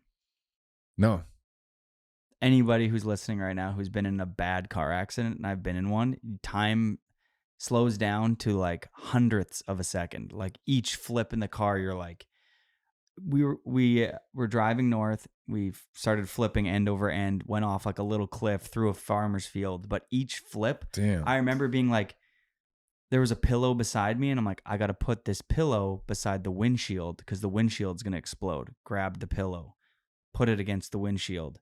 And then there was a Thrasher textbook that hit me in the face Matrix. once. And I was like, it's going to roll again. And that stupid Thrasher textbook's going to hit me in the face. So I grabbed the Thrasher textbook. The Oh my next God. roll, I saw the coffee, and I was like, fuck, we just got McDonald's. It's going to be hot, right in the face. Like, time was so slow. That probably was a 5-second roll, 10-second roll. Maybe, I don't know, maybe Yeah. 15 seconds or whatever, but like quick. But every fraction of time was accounted for in those final seconds. Maybe because my life Damn. was flashing before my eyes. Yeah. That's interesting. Yeah. I think I can't compare anything to that. Maybe like, you know, when you're out there trying to like do Psychedelics. Have you ever noticed the time on psychedelics is wild? Yeah, it just doesn't really matter. It does. It's like, what is this? It's totally true. It's so it doesn't funny. even matter. Psychedelics, the funnest thing about psychedelics to me, and I'm not saying psychedelics are for everybody, and proceed with caution if you've never done them, or if you have schizophrenia in your family, et cetera, do your homework. But anyways, when I have experimented with them, those things, especially like a computer, like a laptop, you like sign in and you touch it with your finger, and then beside you, your phone gets a text message, and you're like, what is this stuff? So stupid. You're like, then you take off your shoes and you walk back into the woods, and you like hear the creek, and you're like, oh, this is a vibe. Like, this is why was I inside that weird box of a house? Like, Yeah, it's the cosmic giggle. the cosmic giggle. Everything becomes a little silly. Like the things, all the things that we take super seriously and that we stress about so much, when you get that little bit of a perspective change, and Perspective change is key. then it's like, oh, and then you come, and then it lasts. I think it lasts for a while, depending on how profound of an experience you have. But like, you come back to it the next day, and it's like kind of still there. You can look at your computer and be like, yeah, I still have to write these emails or whatever it is, but I don't have to like Stress about it. I don't have to rush into it. And if I'm like a little bit late, it's not that big of a deal, like you're still going to get it done. Yeah. I think just discipline with psychedelics is really important. If you have, I think Alan Watts talks about this too. If you have like a skill, it somehow really magically works with music, and it's like physically playing instruments. I think it's more difficult with like technical things like typing on a laptop and like things that haven't to do with so much with art, but coming back to it, coming out of it, if there's always some sort of like reminder that you don't have to do it all this way, and you don't have to do it that seriously, and you don't have to like put so much stress on it all, but having the discipline to come back to it and actually finish the job and do things a little bit differently, but actually do it and practice that discipline, I think is super important. And then it becomes like an ally instead of like, nothing matters anyways, what's the point of anything? And then you just don't do anything. True. And then that can be a trap, and then all of a sudden you're like living on the street or something, like, because you don't care about anything. But like cultivating some sort of discipline with it, I think is really important. Yeah, discipline's a good word, an overlooked word, I feel like, in today's. Like self-discipline too, like continuing with the practice, like what is actually working for me, like is some kind of mindfulness practice is sorry, I just get distracted. All these crows outside are having a party playing. Dude, crows are crazy birds. They're amazing. They're smart. We had a raven follow us the entire season, or not the same raven, but we have ravens with us the entire time for this project. Incredible. Smart birds. Yeah. Then we put some feathers in the visuals too. I heard some crazy thing about ravens that like they remember, like they have a really crazy memory or something like that, and like crows too. I think all birds do. Yeah. I mean, animals in general, like I hope every human, if you've ever listened to my podcast, I really hope this is the one piece of advice that you just listen to, is that humans at any given time think they know everything about everything. And it's like, no, you don't. Like there's like, if you listen to a Netflix documentary on horses or crows, this dude with a nice voice is like, crows are known to have memories up to, they don't know. Mm-hmm. And no, they don't know. They don't know. No. They just like, they've studied something with a machine and they're like, we have the Brainwave 5000, which can study. Nope, wrong. Like we have a general idea based on given science that we have. But I'm imagining that if we all went into a whale's body, it would be that experience would be very different than what we're told. Like, yeah, we're like, this is how whales travel, talk, listen. To some extent, they're right. You know what I mean? But concrete, there's a lot more to animals than we understand. Yeah. And they're smarter than we think. I don't think anybody really has anything figured out. Yeah, dude. I think there's this like, the world is just full of a bunch of people that compete in trying to look like they got something figured out. I'm basing that solely on knowing the fact that I don't have, like, there's a very little part of me that has anything figured out. I'm still trying to figure everything out every day. Yeah, I think we all are. Yeah. Okay, let's shift gears completely here. That was a fun. Actually, before we shift gears completely, my final question on this kind of subject that we've been rolling on would be, do you feel that Torstein right now is happier than Torstein 6 years ago? And yeah, would you say you're a happier person after your experience with plant medicine and opening up that Pandora's box? I'd say my life feels more full. Full's Yeah. a good feeling. I think Purpose. I think also my my peaks and valleys have greater distance in velocity. Greater distance or closer distance? Like, are your valleys deeper now and your peaks higher? I think my valleys are deeper and my peaks are higher. I think You like that? I feel like hovering in the middle is healthier. and It's I more think it's consistent. just no, but I think it's been amplified in order for me to figure out what actually serves me as creating balance. Because it just became more apparent. It just became amplified. But are your so- lows low to the point of, I'm imagining if you were bullied when you were younger, eventually bullying can get so bad that your lows are so low. Are you dealing with like pendulum swings where your highs like doing, not the type of drugs we're talking about, but like, that type of shit mixed with lows that are depressed or like? I think like if I head into depression, then I am more immediately able to be honest with myself of what's happening. Oh, so you're really in tune Yeah, more in with tune. your swings. More in tune what's happening, and then learning how to how to work with it. Okay, let's get a couple tools, a piece of advice to get people going lows. Okay. What are some you feel yourself going into a little bit of a hole, a little bit of a rut. Okay. What's Tor gonna do? This is like still a practice for me, but it's also I'll be paraphrasing some teachings from it. A spiritual teacher that passed away, I think in 2013 or something. His name was Thich Nhat Hanh. And his one of his main teaching was like, if you learn how to suffer, you suffer much less. And that's something I'm trying to practice, I think, a lot, because life, there's suffering in life. It's unavoidable. It is what it is. But I think a lot of our purpose of being here is like learning how to work with that and learning how to suffer less, because like innately there's going to be some suffering. Yeah, you can't soften every edge. I love that, actually. That's great advice already. But just acknowledging that, there's no, it just comes with life. So when it happens, however it shows up, it usually shows up in the body. I mean, there's a thought in your mind of whatever the life situation is, right?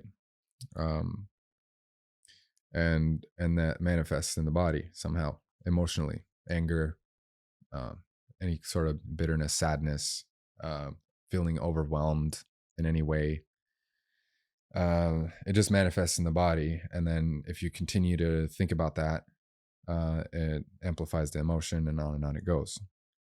So the practice would be to stop and pause and listen and notice and acknowledge what's happening in the body, and maybe focus on where is this sitting? Is it sitting in the chest? Is it sitting in the gut?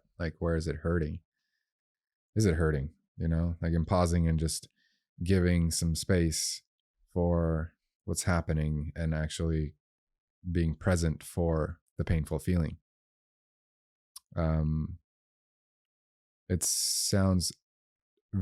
can sound intimidating and difficult because it's something that you don't really want to do, because it's a painful feeling and you want to run away. You want it to go away. That's how our minds are taught. And we're all, at least in the West, taught that the only way to deal with that is to distract yourself and put on a show, physically run away, or, maybe have a shot of tequila or whatever it is, try to just make it go away. But I think the key is to just stop and actually slow down and be present for it. And then there's usually some insight there if you can be present enough. And then it actually dissolves instead of being just stuffed down even further into, which is also maybe that's a better choice. Just stuff it down even harder and then put some shit on top of it. And just anytime you have a painful feeling, just cram it down there, and see if it'll fit. Yeah, recognizing I heard this in a book. The book was called How to Stop Worrying and Start Living by Dale Carnegie. And it says there's a chapter on it that's like recognize the problem that you're having, recognize the stress, the anxiety, the issue that you're dealing with, Yeah. and then write out like best case scenario and then worst case scenario. A lot of times the worst case scenario isn't as bad as we make up in our mind. And once we come to terms with the worst case scenario, and you're like, this is the worst possible outcome that's going to come from this. And you're like, as soon as you realize that, then you can kind of go from there. Yeah. Because your body's already kind of prepped for that. And I think humans are actually hardwired to deal with suffering and pain and uncomfortable life issues a lot better than we think. We're scared of them, but once they arise, once you lose that thing that you love so much, once that thing, whatever, disappears, breaks, isn't in your life anymore, we're actually better at dealing with that than we often think. Life will go on. Yeah. But the fear of losing that sometimes is way greater than the actual loss. Yeah. Sometimes, I mean, obviously I'm not going to attribute that to a human, you could say, like your loved one or something like that. That would be, I think that would be when you lose a loved one, that's your person. Mm-hmm. There is no filling that void. As I've heard from lots of people who've lost loved ones that are like, your soulmate or your mom or your dad or a brother or sister or somebody that's extremely close to you. You learn to deal with the loss, but you never really come to terms with it. It just kind of is what it is, No, I think it's possible to let go. Yeah, letting go, but like, I feel like there is no filling that void. Well, you can't make them come back. Yeah. But I think you can come to terms with that. Maybe they're not really even fully gone. Yeah, true. Maybe they just dropped their body, and what do you think? They're not going to physically be here, but on a cosmic level, they're not really gone. Like this dance of like figuring out these practices is like it's really easy to talk about, and me saying shit like the way to end suffering is to let go of attachments, but to actually do it and become sort of good at that and actually letting go of attachment is easier said than done, and it might take multiple lifetimes to get there. And I want to just state that I'm fully aware of that, and I am no expert in this field, and I'm just as much trying to figure this out and dealing with it as the next guy or gal. And I think what I'm grateful for in this topic is realizing that it is a practice, and it's just practice. It's not something that you ever really become. You can become more efficient at it, but like there's no end, really no end like perfecting it. It's just more practice. And the only way to like, I feel like get some progress and some growth in it is to get some consistency, like to do it often enough that, you start to feel some change. And that's like back to discipline. But I believe that there's more to life than this. There's more this realm, Do you think there's multiple lives? You know what I mean? Maybe. I don't know. I don't know with this mind, but me neither. It's funny to talk about it. I feel like I've experienced I've had some profound experiences where like I'll have a thought about a person or a loved one or even Celia, and in that moment I feel just as much a part of her that I'm do of me, and then just as much as a part of that tree as I am me or this plant or this microphone. And those are really, really intense, call them peak experiences, but there's some wisdom there. I think there's some peace and calm there, like those moments of learning, I guess, or teaching, downloads, whatever you want to call them, are like super useful and serve as like reminders that help us treat everything a little bit better and treat ourselves better, because like feeling that connected to everything else and everyone else, and like goes back to, okay, if I choose to like speak badly about somebody or hurt somebody else, it's just really coming right back to me. It's no avoiding that. I think that's pretty useful. Very. Yeah. Very useful. You want to flip a topic? Yeah, let's flip it. Let's flip it. We're gonna go big here. Oh no. This is huge. Let's go small. Absolutely. No, we're going massive topic. Okay.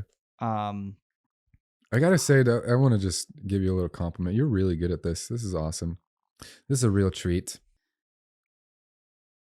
I don't want to say I don't like anything I do. It's just that I'm a really big critic. But I guess we'll transition into this topic. I think that you're really good at what you do.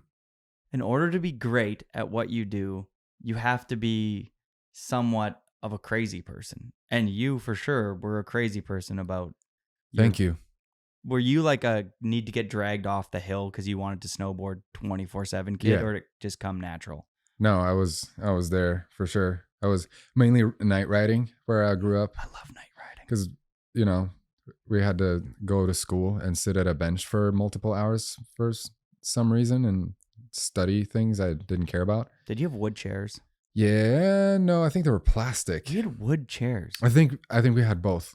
Very uncomfortable. But I was just sitting there thinking about like going snowboarding every day at school, and then I went snowboarding. Like my mom would drop me off on the bus, get on the bus to Vassfjellet, local ski resort in Trondheim, and then snowboard till 9 p.m. That's when they shut, and get the bus back. And then I remember one time I'd gone like 16 days in a row or something, and then my mom was like, you need to like take a day off, because she had to like carry me from the car back to the house. I was so tired that I was like crying because I couldn't walk anymore. I was so tired. But you could still snowboard. You're like, I almost got the switchback 7, Mom. This is a big accomplishment. And I was literally telling her about like the mechanics of how I figured out to do like a backside 540. I remember that. She was like so intently listening, and I knew like she probably didn't know what I was talking about, but she was listening to me, and it was so special. Like driving home, it's like, I figured it out today. Like it's insane. It was such a big day. It's like back 5 was a big day for me. That was huge. I remember where I was. I remember Jake Kuzik filmed it. I remember everything about the back 5. Nice. It was a big one. What Amazing. about I feel like not the front sev or the back sev, but the cab sev and the switchback sev, that's kind of a good milestone, I feel like. The cab sev was a big unlock for sure. Like the switch to switch 720. Mm-hmm. That was like, it was one of the first ones that really felt like, oh, now I know what dope means. Like that's I felt dope, like whatever that meant at the time, like, ooh, like starting to lean into the afterbang a little bit more, like, Dude, you had a crazy afterbang for a bit. For a while, yeah. Who was the inspiration behind the afterbang? I don't know, probably Mark Frank. Oh, sick. Good pick. Let's open up that chapter. Okay. You said Mark Frank there. Childhood, 3 of your favorite snowboarders growing up, like that you were like, damn, these are my guys in that young Cab 7 era. Probably JP Walker, Travis Parker, and Marco. I think off the top of my head, and but it was fluctuating a lot. Like I had my Benedek days, I had my Aero Etalov strongly for a while. Like just couldn't believe the smoothness. Basically anybody in white balance, that was a huge phase. Just right off the bat though, like Chad Otterstrom riding Park in Revival. And does Chad have opener in Revival? I think yeah. he did, yeah. That kind of disco track. The A-track intro. Yeah. No, it was, people say there's like too many to mention because I was such a fan of every person that was in these videos because there was such few videos available, and it was, they were on cassette tapes like this, you know. It was just like just studying, like even just looking at the cover forever and just be like, oh my god, Kurt Wastel, you know. Like I know some of these people now, and it's like insane. It's like they're just humans having their own experience. It's awesome. Yeah, that's a highlight. That's a trip. Let's go through Norwegian highlights. You guys have some of the best snowboarders of all time. So I'm going to say 2 names and then you pick who had or has a bigger influence or who you kind of like the riding a little bit more. No pressure. Okay, here we go. Daniel Frank or Terje Hawkinson? Daniel Frank for me.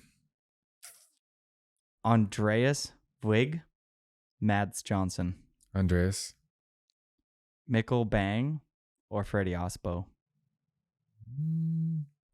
Probably Mikkel. Stale Sandbeck or Alec Allstring? Probably Stale.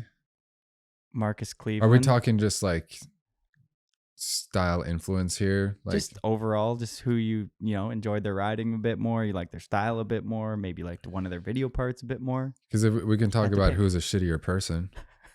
Who's a shittier person? Just kidding. They're all good people. I thought you were going to go rogue. No.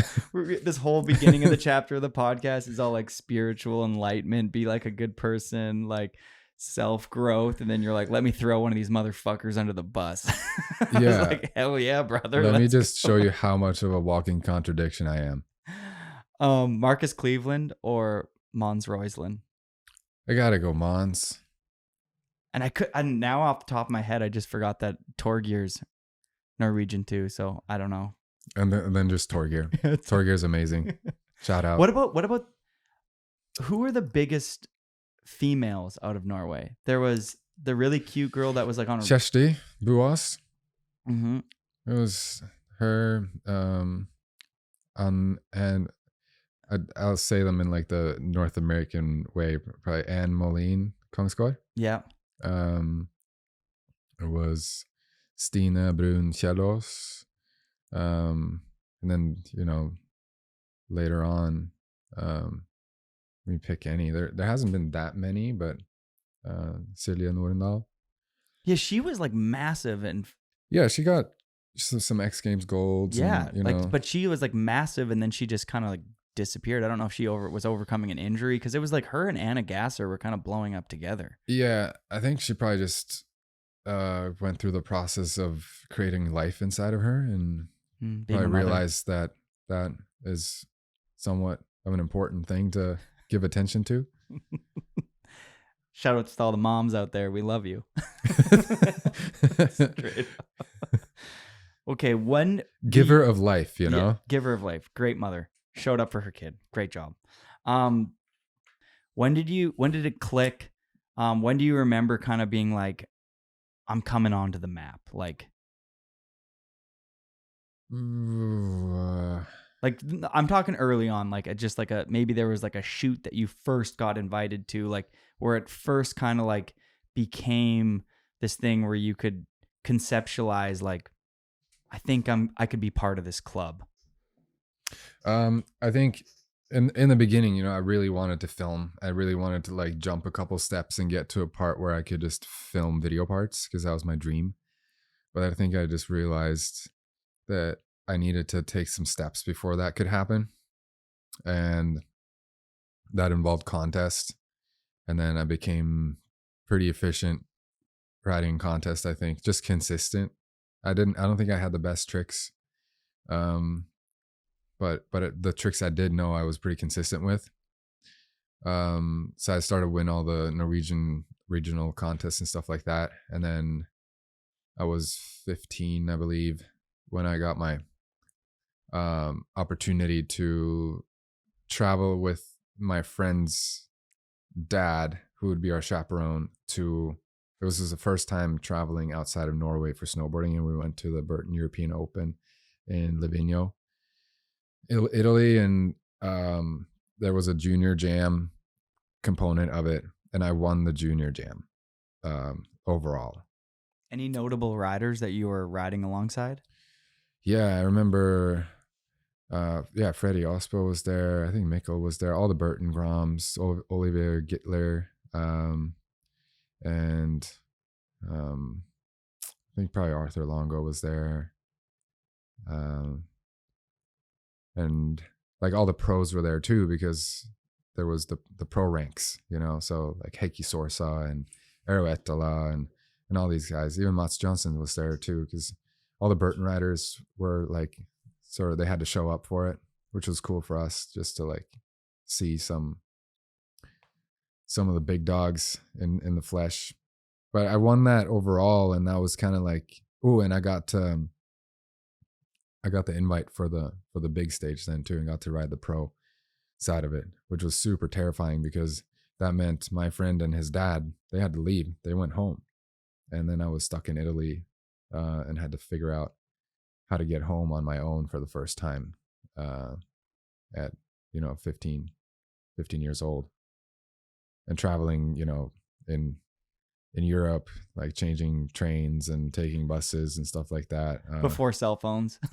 Yeah, before anything. And it was like such a impactful experience to have, but at least like it just confirmed for me that I had a place in that world. And like the seasons then went on, sort of like reconfirmed that. I started to win more contests internationally, and I had a big like sort of meltdown moment of breaking my back at a couple seasons later at the European Open, and having like my first big crazy injury, and then going through the process of healing that, and going on the next summer to decide, when I was good to go, that I'm going to snowboard my ass off. I'm just going to snowboard all year now. I'm going to ride as much as I can. And that was my first time ever coming to Camp of Champions.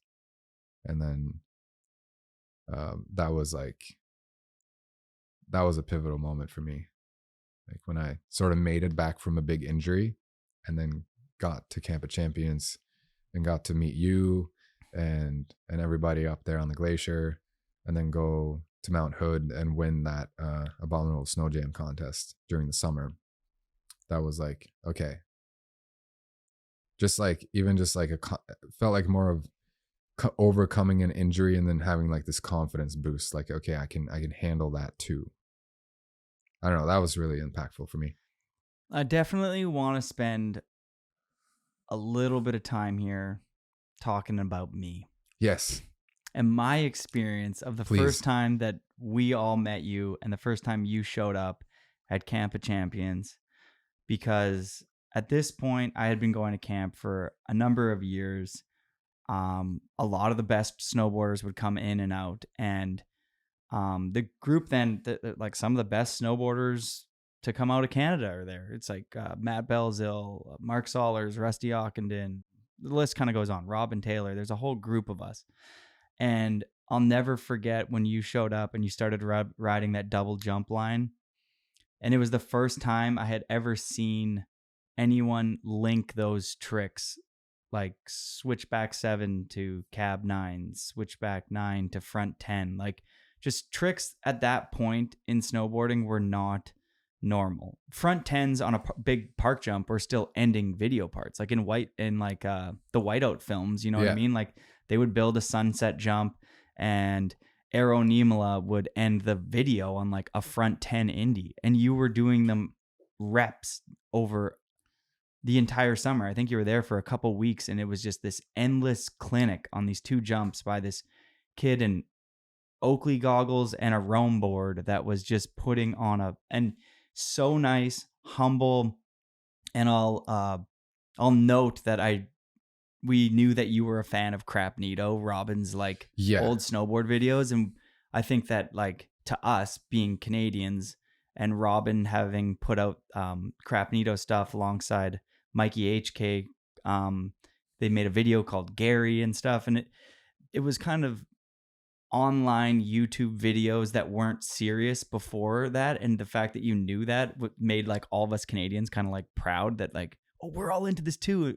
And the best kid that we've ever seen ever strap into a snowboard is also into these projects. This is incredible. Dude, that was a huge influence for me. All the Crapnito stuff, you know, early Man Boys.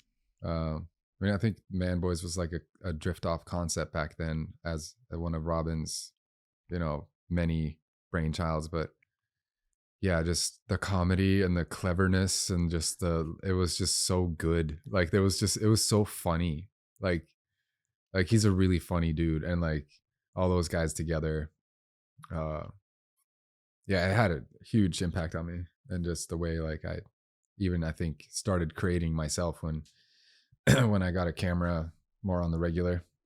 Yeah, and I think that the one thing about that summer in particular is the summer that Eddie Grams came up there. Yeah. There was a whole crew. Nomis was kind of popping back then, and there was an energy and a vibe at that particular summer that I remember of.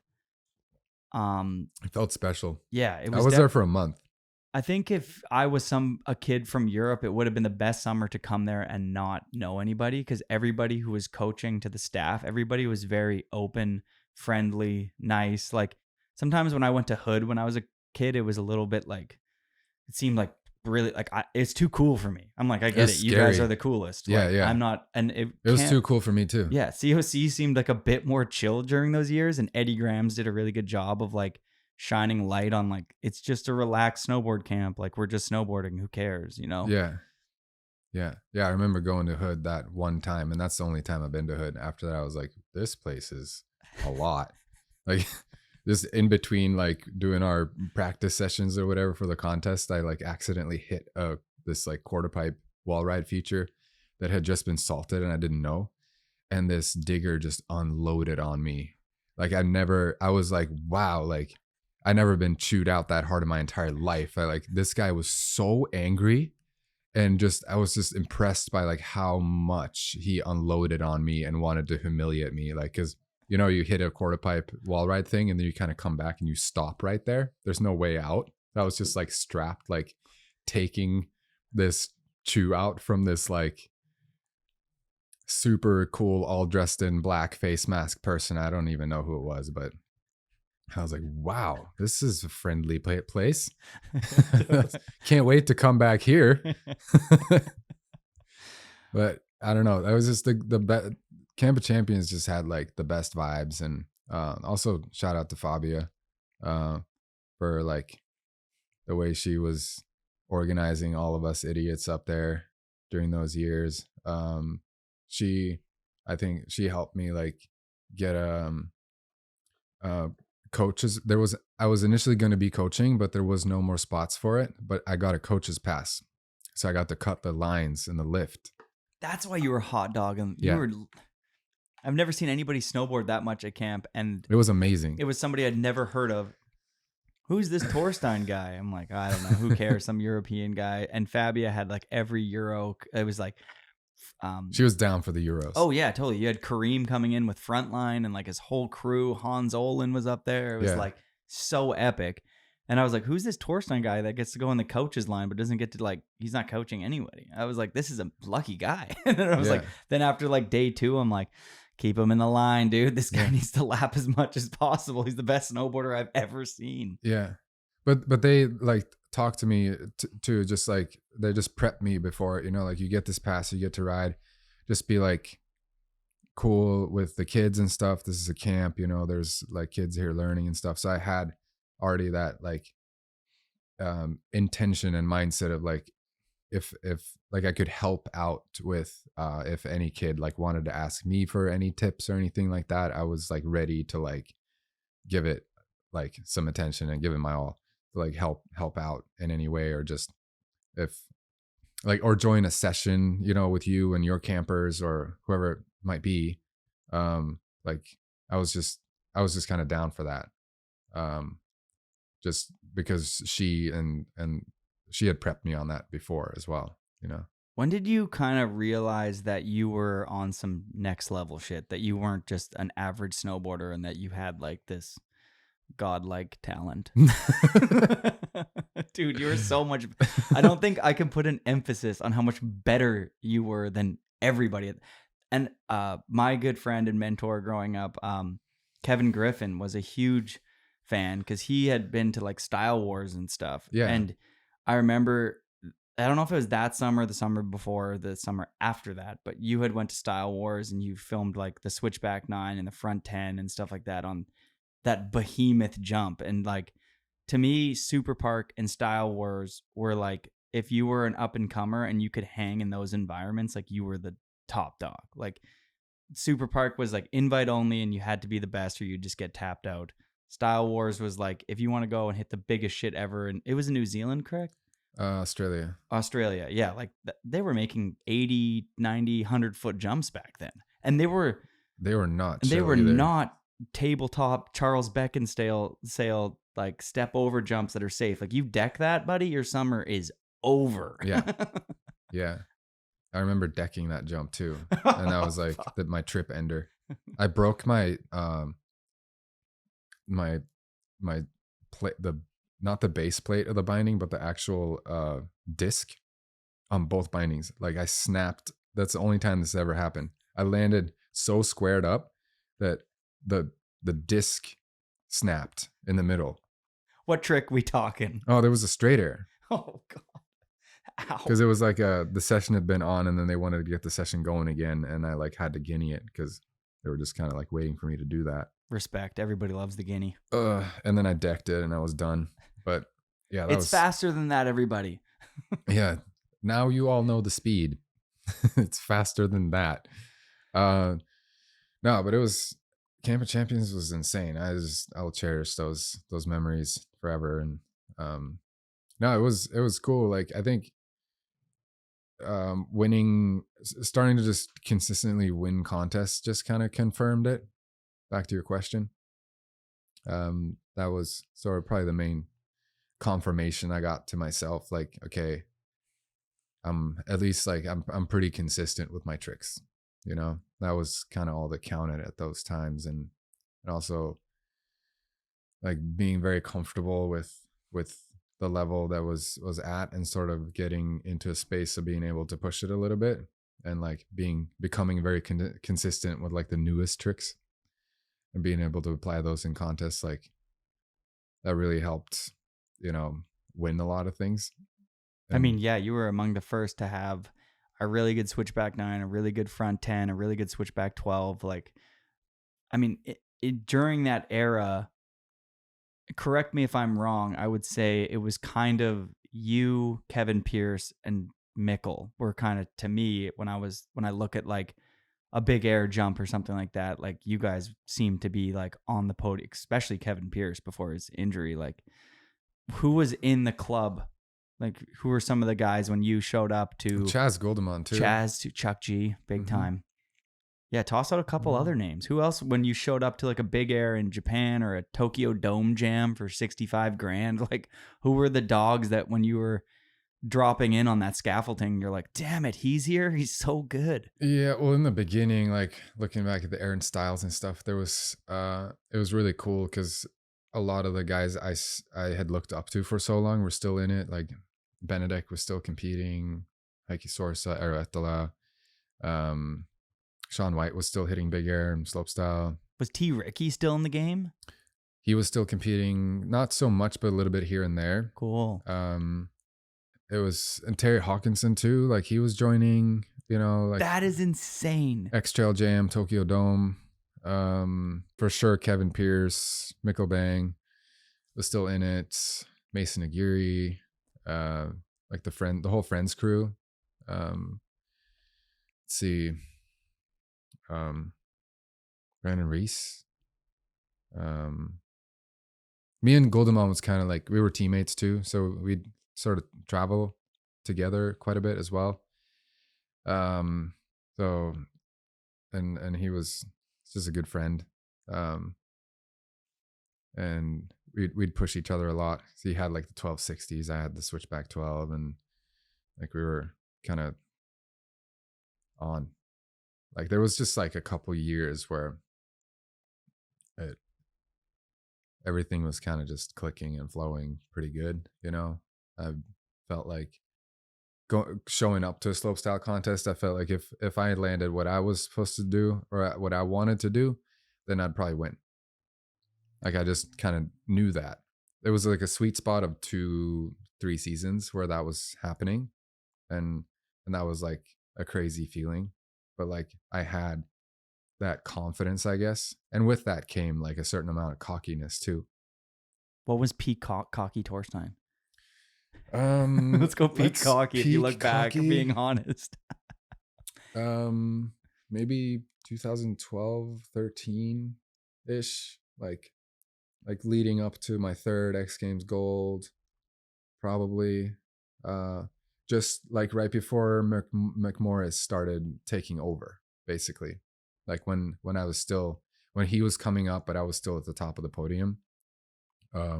Those were like a couple of, call it like untouchable years in the little window of contest slopestyle, like, and it was fun too because it was a cool like sweet spot of the double corks hadn't really taken fully over yet, but they were about to. And once they did, and I figured those out, there was like those 2 years. But the slopestyle courses too were all so different at every stop. They were all like, you never knew really what you were gonna get. You know, now it's more standardized and it's very straight line. But we had slopestyle courses that were winding and like you had to turn and like snowboard, you know, a little bit more.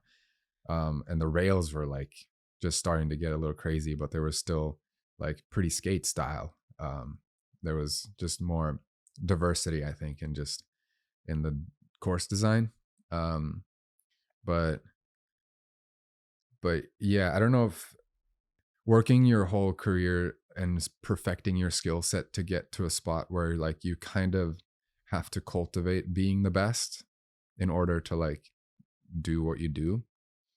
But there wasn't like a showing up and saying like, hey, I'm better than all of you, like you guys are screwed kind of thing. Like I just stayed in my little bubble. Like music was huge for me, like putting my headphones on before, just kind of getting my space and my quiet time.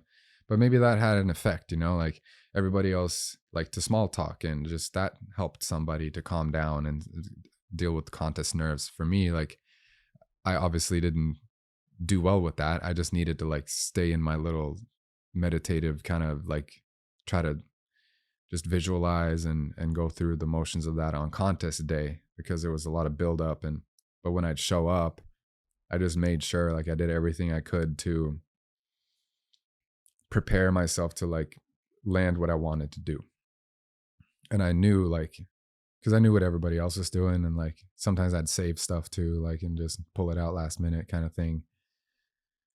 But but I knew in those couple of years, and looking back at it too, like I knew if I landed, I would win. And that was like a cool feeling. And I cultivated that too. Like I would tell my team manager, like sort of like telling him in the morning, like today is payday. That's so dope. Just to like, I don't know, like it's like you hear about this with athletes or fighters or whatever, like staring in the mirror, you know, and like manifesting. It's probably a form of that, you know? I don't think you can be the best if you don't believe you're you the have best. to believe it, you know. You have to, I'm gonna win today, like and then there's always like fighting the little bit of doubt and stuff, but I think that taught me a lot too. And just on the other side of that, when like winning or coming like on the podium and stuff, like it didn't gratify me and like give me as much of a high anymore as it used to. Like that went into that part of letting go of all that, you know, like I don't need to be the best, but I have experienced what it's like, and that was super cool. Well, you don't have to be the best, but you are one of the best. So Well, pat thank yourself you. on the back. You're one of the best snowboarders to ever do it.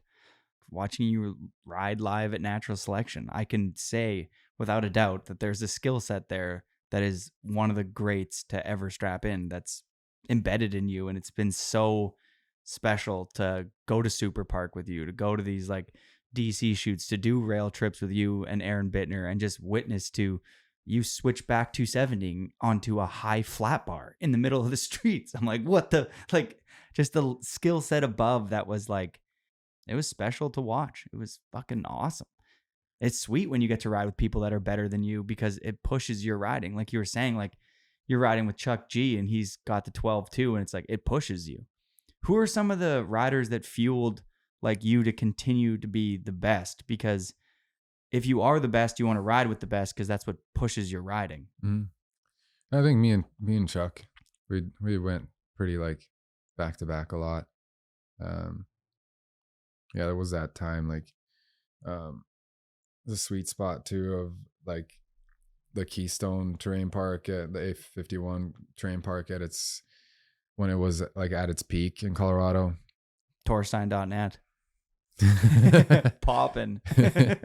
Yeah, like anybody that came through there too, like just it's cool to ride a park like that where like all the pros were preparing for the contest season, and you can kind of get on the chairlift and then you see what's going on. Like it wasn't like the chairlift was going through the woods or anything and it was like blocked off. It had more of like the skate park feel of like when you're chilling on the chairlift, you can see what is happening in the park. That was really cool. Everybody sort of fueling off each other and feeding off each other. And like to when Stale came up and the Norwegian squad, for sure, like I was sort of following Andreas's footsteps for a while, and he was, you know, I got the chance to film with him a bit, and he was like a huge mentor for me in a lot of ways, and just a huge inspiration. And just seeing how he did his front tens, and that was like how I wanted to do mine. Him and Aero Nimla had my favorite front 10 indies. The way they would grab indie bone and then like kind of double poke almost. Amazing. Like a lot of the fins too, and just their like their repetition. Oh, you know, skills and just their consistency on the flat spins. Stian Solberg, Mark Kukoski, like those ones were fun to watch. Yeah. Koski had that like just graceful style in white balance too. Yeah. Just so, that was amazing. What was I gonna ask you? Fuck, it was sick. Anyways, it's gone. But most significant contest win to you. Doesn't mean the most money or whatever, but which one was the most impactful for you when you're like, damn, like that was special? Probably the first X Games gold when I was riding in that clown suit. Just like the peak of the Skittle Thug era. Oh, we remember. We were pushing it. You pushed it. Oh yeah, I was definitely up there. Colorful. Feels like that needs to come back a little bit. It was fun. It was ridiculous, but it was fun. It was colorful. You know what I mean? Color's coming back. Hesh and Color are coming back. I'm telling you right now. Everyone's going. There's going to be Hesh is coming. Like, I think bell bottom pants, burning bridges, love hate is going to come back with vengeance over these next. The pants are too big. Really? I think everyone's gone triple quad XL fucking pants, and people are burnt on it. And I suppose, yeah. Like I saw some of those dust box kids, Cooper, I saw the other day wearing like bell bottom pants, and I was like, he's the guy he's like the modern day Keegan or Joe Sexton or whatever. And he's like, so many kids idolize him, Keegan Valeka kind of thing, where he could be the guy that's like, if he starts wearing bell bottom pants, kids are going to start doing it again. Nice. I'm down. I hope someone comes back like Justin Hebel, John Cooley kind of vibe. I'm just bored of the ultra baggy contest, black pants. Everyone looks the same. Yeah. Bring back red pants. I actually never liked red pants, but Benji Ritchie could pull them off. Yeah. I think I've found my like Like we went super baggy for a while, and then now it's kind of toned back to a little bit of like, this is just the size of snowboard pants that I like. This is, I don't know, whatever. I wear XL pants. It doesn't feel too baggy, but you need a little bit of room, you know? Okay, we've hit a couple times on stress, some serious injuries. We've touched on some hurdles. Mm-hmm. Are you going to be coming to Whistler in the next year at all? I hope so. Okay, well, if you do, we have a Scandinave bath pass for you. Ooh. Thank you for supporting the show, Scandinave Spa. Have you been before? The Scandinave. Yeah, you're a fan. I have. Yeah, Yeah. it's a great place. I was frequent there for a couple seasons. Well, if you come back, you can have the pass to use it. And if you Amazing. don't come back, you can give it to whoever you want. You can call one of your friends that you filmed with that you haven't seen in a while. You could call Tony that you used to film with, Anthony Vitale, and be like, yo, I got a spa pass for you. You think he needs a rinse? Come on, dude. Of course. I think he's been trying to quit smoking for like 20 years. He could use a spa day. Okay, let me push into how do you break down, or how did you break down learning new tricks? Being an innovator, how would you break that down in your head and learn a new trick? I think there's just like stepping stone tricks for all, you know, especially for spins and stuff. It's just when you're trying to add another 180, it's in the beginning, it's really tough when you're trying to like break over the first back 5 hurdle or something, when you're like, you have to go blind right away and then go like blind one more time in order to like get past the 360. But like moving past that, figuring out, for me, it was a lot of just studying snowboard films and just seeing how they do it, and then try to just envision, and then just go for the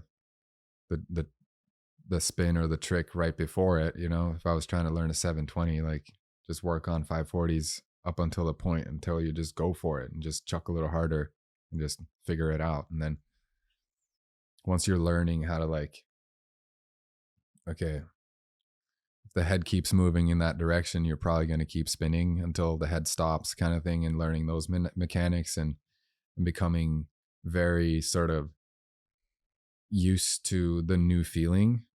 Because I think all new tricks, even going from a flat spin to a rodeo, is like a holy shit. Like it feels so different. But like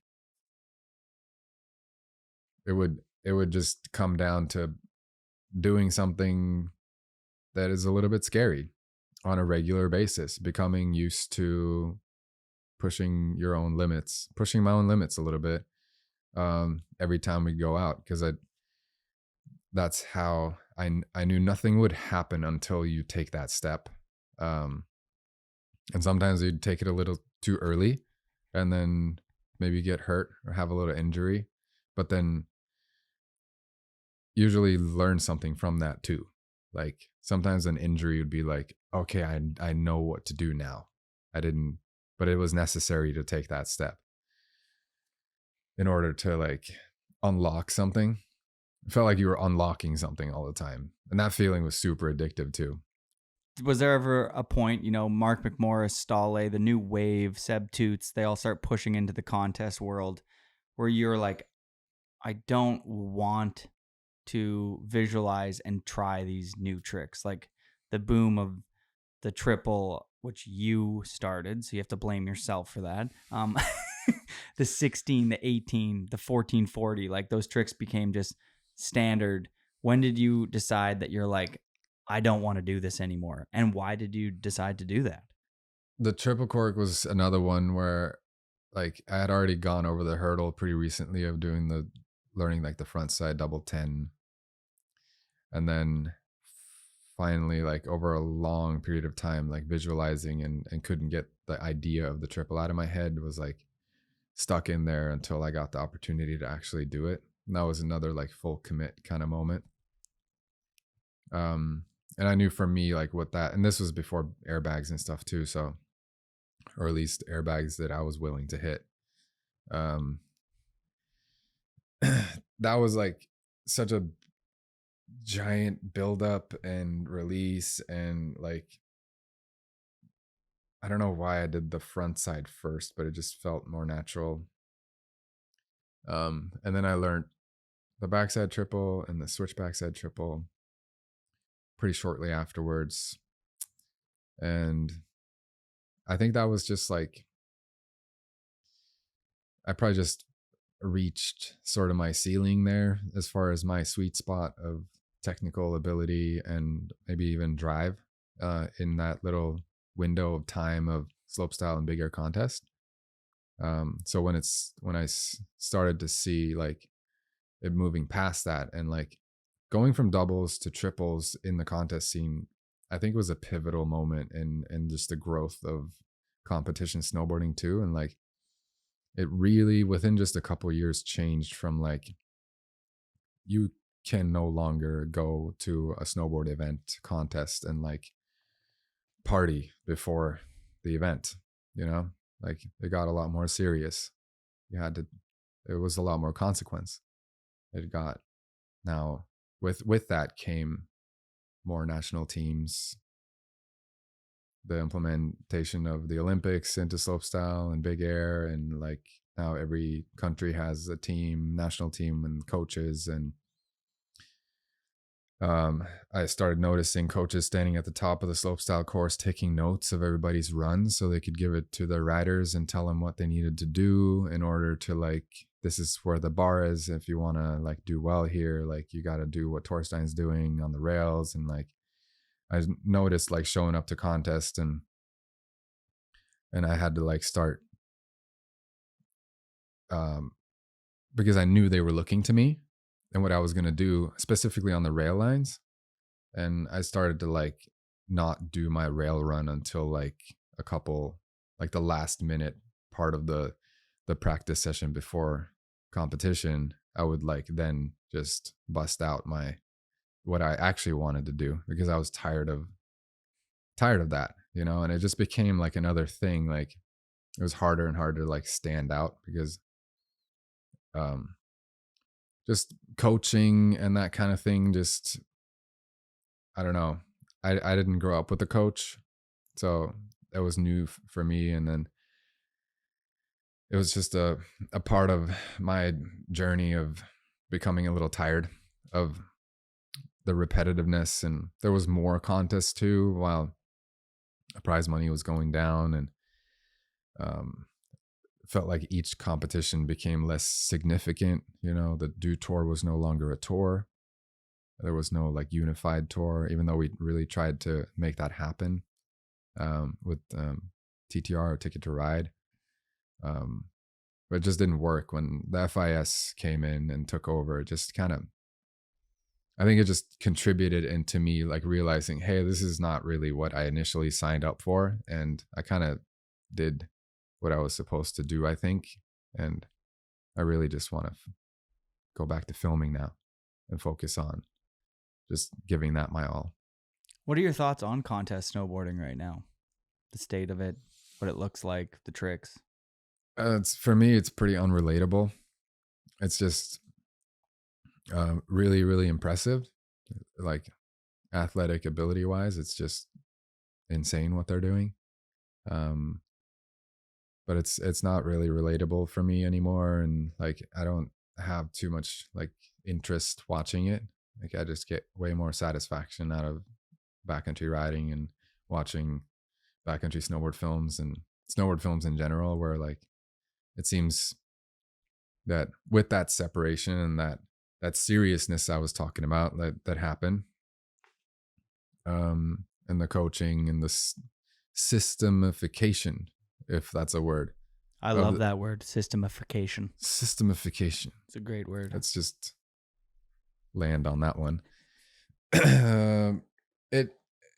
It just, in my opinion, it's created like a greater separation of free ride snowboarding and the passion for being out in the woods and just having snowboarding be this activity you can go do and enjoy. And the competition side is just way more like, this is the sport of it, and that is now fully established, and it's an Olympic thing, and it's its own thing. Where when I started competition snowboarding and filming, the lines were kind of blurred, and you'd see a lot of the same riders in both, and it was more exhibition style and a show and entertainment and like a part of the culture. Now those two are really separated, which I'm not saying is a bad thing. It's just, I think it also creates more opportunity for the ones coming up that care more about, pushing the limits of snowboard filmmaking and free riding, and seeing what's possible to do with natural terrain, and working with Mother Nature. I think it's cool to see that, and especially seeing young kids coming up that like that's what they want to do, and they're inspired by that, versus the kid that comes up through a system and a coach, and they don't even really know that other world exists. Yeah, and if you look at like a lot of the contest kids, unless you're the top 5 boarders in the contest world, a lot of them don't even have snowboard sponsors. Like, it used to be anybody who was involved in X Games at the beginning was a pro snowboarder, and then they also were in the X Games, and they all had like normal, sponsors, snowboard sponsors. And now it's like the vast majority of snowboard companies that are that have been involved in our history of snowboarding don't always support contest snowboarders anymore. It's like I've seen multiple kids that I follow post like, I can't get a board sponsor, and like nobody's down to support me, and they post this like triple cork 18. It's insane, but and they can't even get a board sponsor. It's like, you're like, whoa. Like, it used to just be like like Mark Frank, Todd Richards, Kevin Sansalone, like a Chad Otter, everybody used to do. It's like you filmed a video part, and if you were really one of the top dogs, Peter Line, you would also be like doing X Games. And then it's slowly, your era was kind of the end, like Aero Edela, like that whole group, Travis Rice, like everybody used to just film, have snowboard sponsors, and be in these contests. And now it's like, Red Gerard and Brock and like the top dogs that are in it. And then everybody else can't even get a board sponsor. It just shows that like snowboard companies don't per se value that as much as people probably think. Like, it's because it's so unrelatable. It's like turned into this thing that it's like, a front 10 seemed like almost an achievable goal. A double backflip by like, I don't know, a BMXer when I was a kid seemed like it was far-fetched, but it was like, you could try it maybe. Now, like an 18 or whatever, you're like, unless you're born like in a test tube, jumping into an airbag and a trampoline, it's like a different world. Yeah. I agree. Yeah. But it's still let's call it like the core energy of snowboarding, and the reason that you and me are here is it's all built on the snowboard companies that came in the first place, and the snowboard films that were driving that in the beginning, that got us all introduced to it. It's like the foundation of it all, and like why it became popular, and what introduced it to the masses. As far as like we needed that kind of long form snowboard content in the films to even be introduced to it. And I think that's still the case. I mean, the landscapes have changed a little bit too, but you have YouTube and Instagram, and the way like the content is getting out there has changed a little bit. But I think it's just opened more doors too, and like how you can be creative, and like people just want to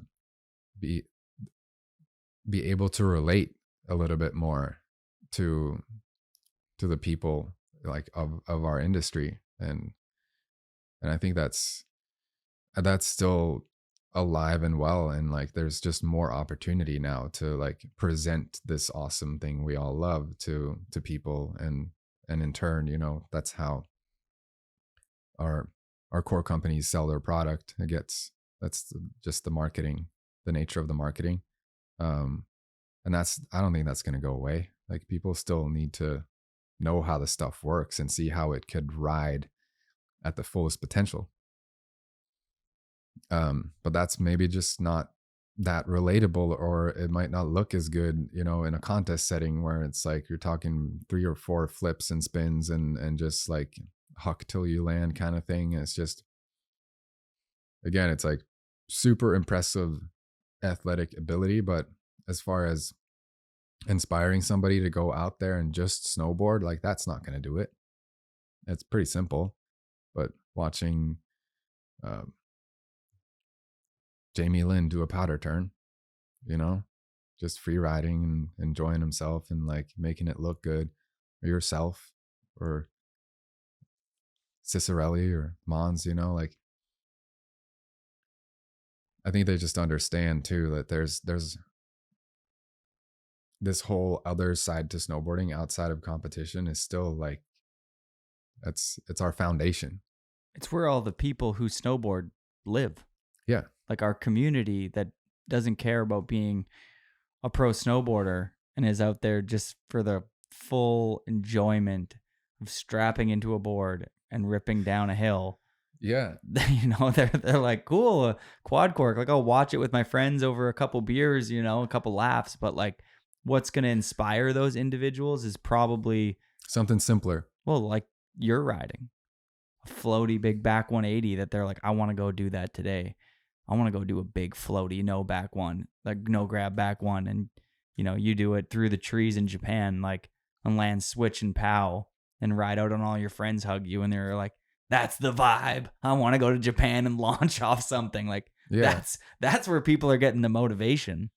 Yeah. I think. And if you can bring your professional skill set, that maybe you honed and curated in the park setting into the backcountry, which is a hard skill set to do. And I'll give Mikey and Mons in particular, as this is like a newer season for him venturing into the backcountry, like his contest riding gets put on pause, and the way that he rides in the mountains works really well. And I think that's a harder thing than people realize. Like, if you're a full-on contest rider, it's hard to turn off that mode and go to the backcountry and have your snowboard translate out there, your snowboarding translate out there. And Mons has, from what I've seen, he just gets it. Like, he looks so good out in the mountains. Yeah. And it just looks like he's having a good time. And totally. And that's what it comes down to. In an essence, like, just does it look fun? If it looks really fun, then like it's gonna do it. That's what I think. If we as content creators too, as filmmakers, and we can emphasize on that, like, what is it really that makes snowboarding so fun, and how can we show that in the best possible way, and introduce it to more people so that, we're sharing it the best way we can.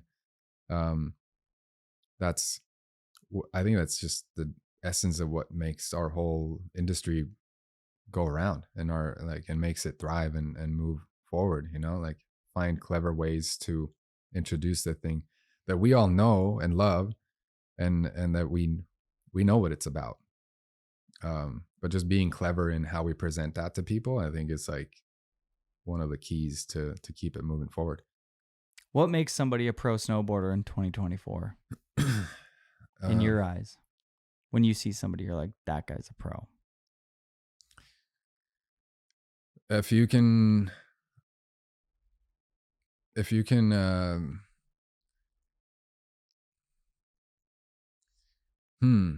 a good question. If you can contribute to that alone, like if you can figure out a way to sell snowboarding in a clever way, in a unique way, and just be yourself and have like your little style on it and whatever. But I'm saying sell snowboarding, not snowboard products or snowboards, because I think that should come as a natural effect of promoting the act of snowboarding, and inspire people to go out and try it for themselves and get hooked make it look as fun as it is, then you got it.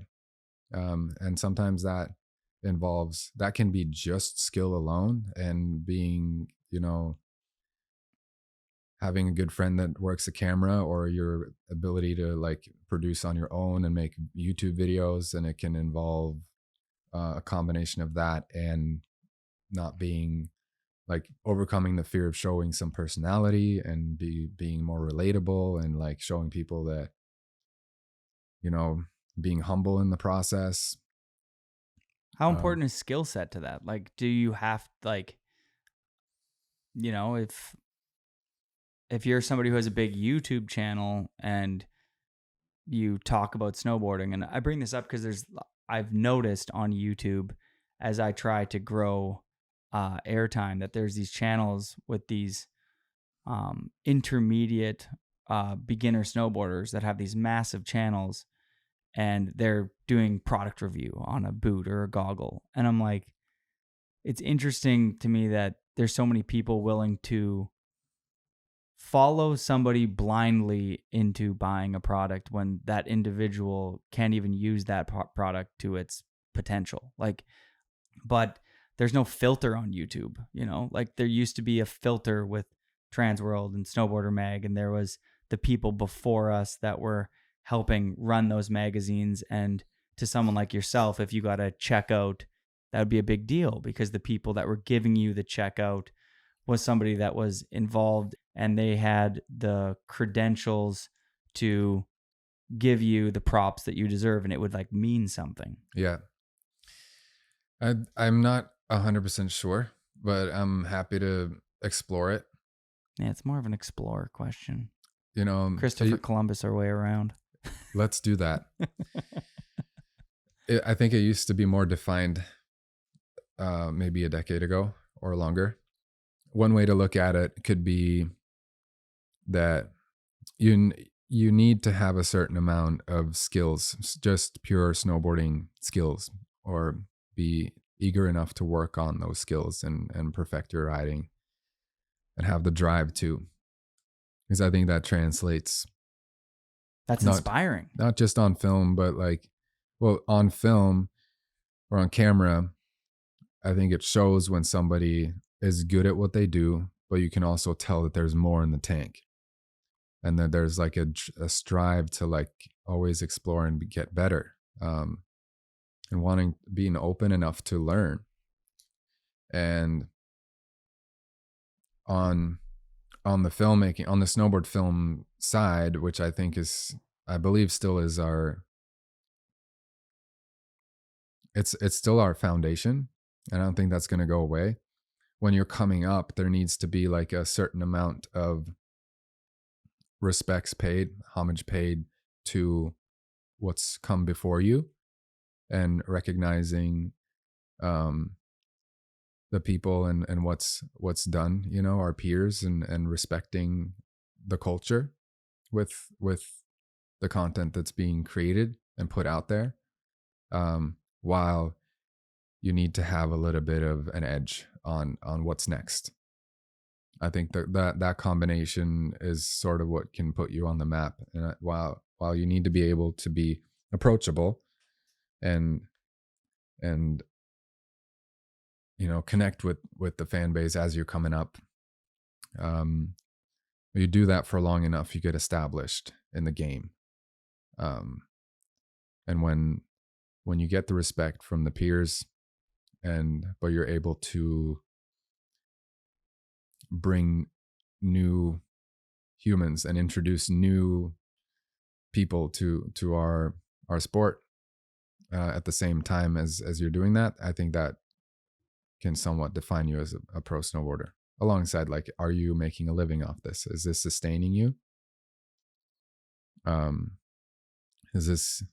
you dedicated? Like, have you dedicated your life to this? That's also a part of it. I like the dedicated your life to this. Like, are you a snowboarder? You know what I mean? Yeah.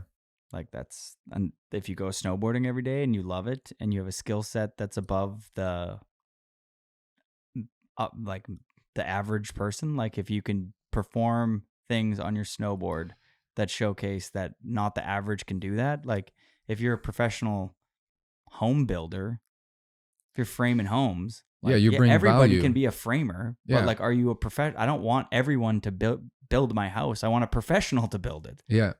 You like Solar's just started a YouTube channel and he's talking about product and stuff like that. But like, that's the person to tell you about if the board torsionally is too stiff. Like, Yeah. and I hope more snowboarders, as they transition out of professional snowboarding, not everybody's going to want to do that YouTube world, but I hope more respected pros move into that world to help be the voice for the new digital world that we're in. Yeah. So they can kind of help navigate those waters in a more tasteful manner. Yeah. And do you bring value? Do you have core snowboarding companies backing you because they know you bring value in any sort of way to our sport and to our world, you know? Do you help bring new people in? Do you help introduce people to snowboarding? And you have our core companies that recognize that. I think that's a huge part of being a pro snowboarder. All right. 2 parts that you're most proud of that you filmed. I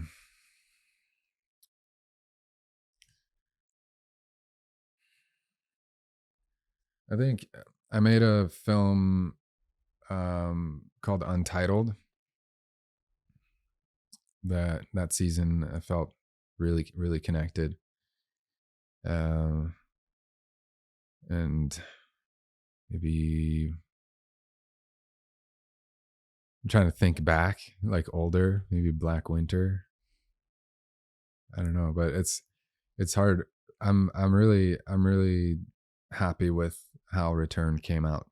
Honestly, like just where I'm at now and how I'm able to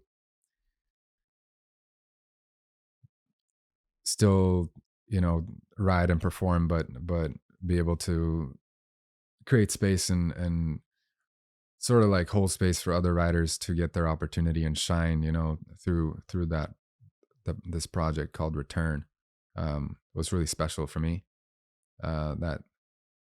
That's just where I'm at now, and I'm really happy with it.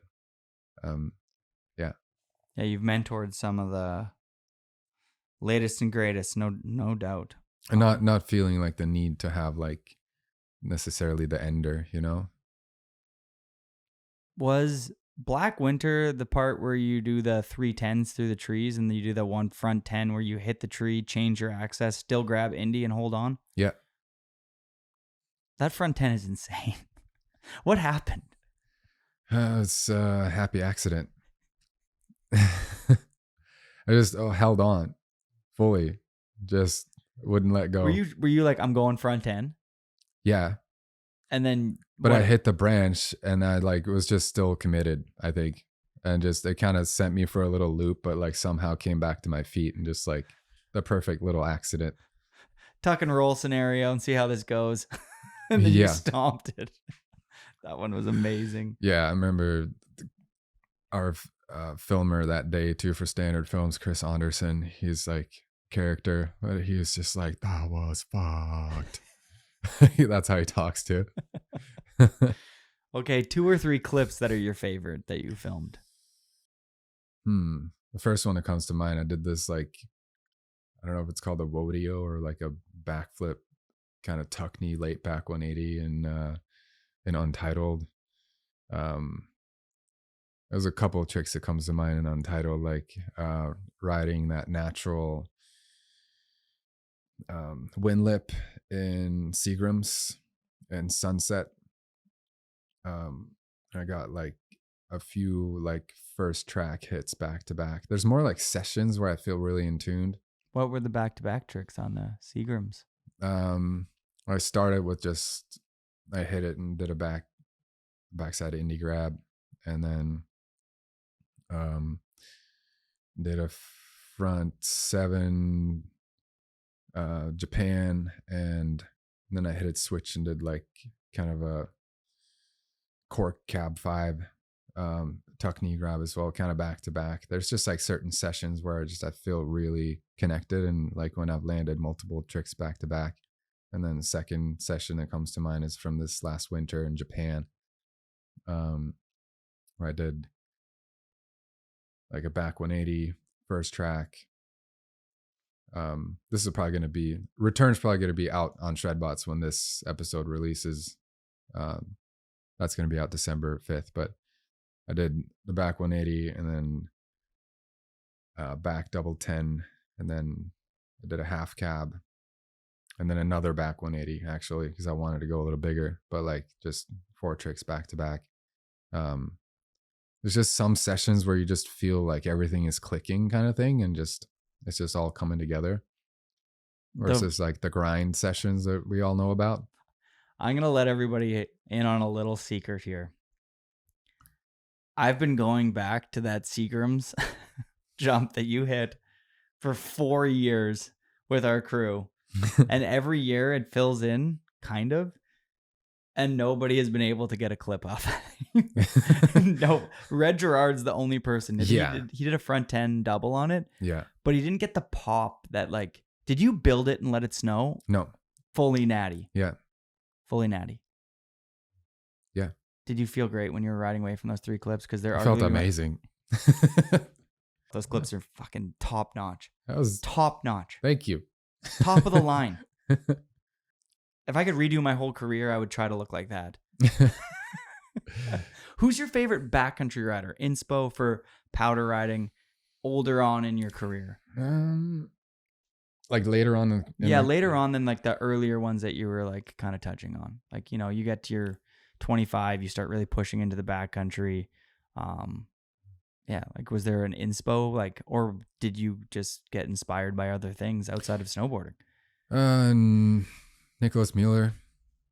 I felt like his approach when you started really going full powder Torstein, and you were kind of, you know, scooting around and no longer riding just cheese wedges. Yeah, like you did the DC era, and that era was about stacking blocks and blah blah blah. It's fine. It was epic. Mm. And then when you kind of went on your own after DC, it kind of like you unlocked like a new realm, a new approach to the mountains. Yeah, I just kind of started unlocking a little bit. Just, I think naturally just getting a little bit, okay, we've built 1,000 cheese wedges. There is more to this.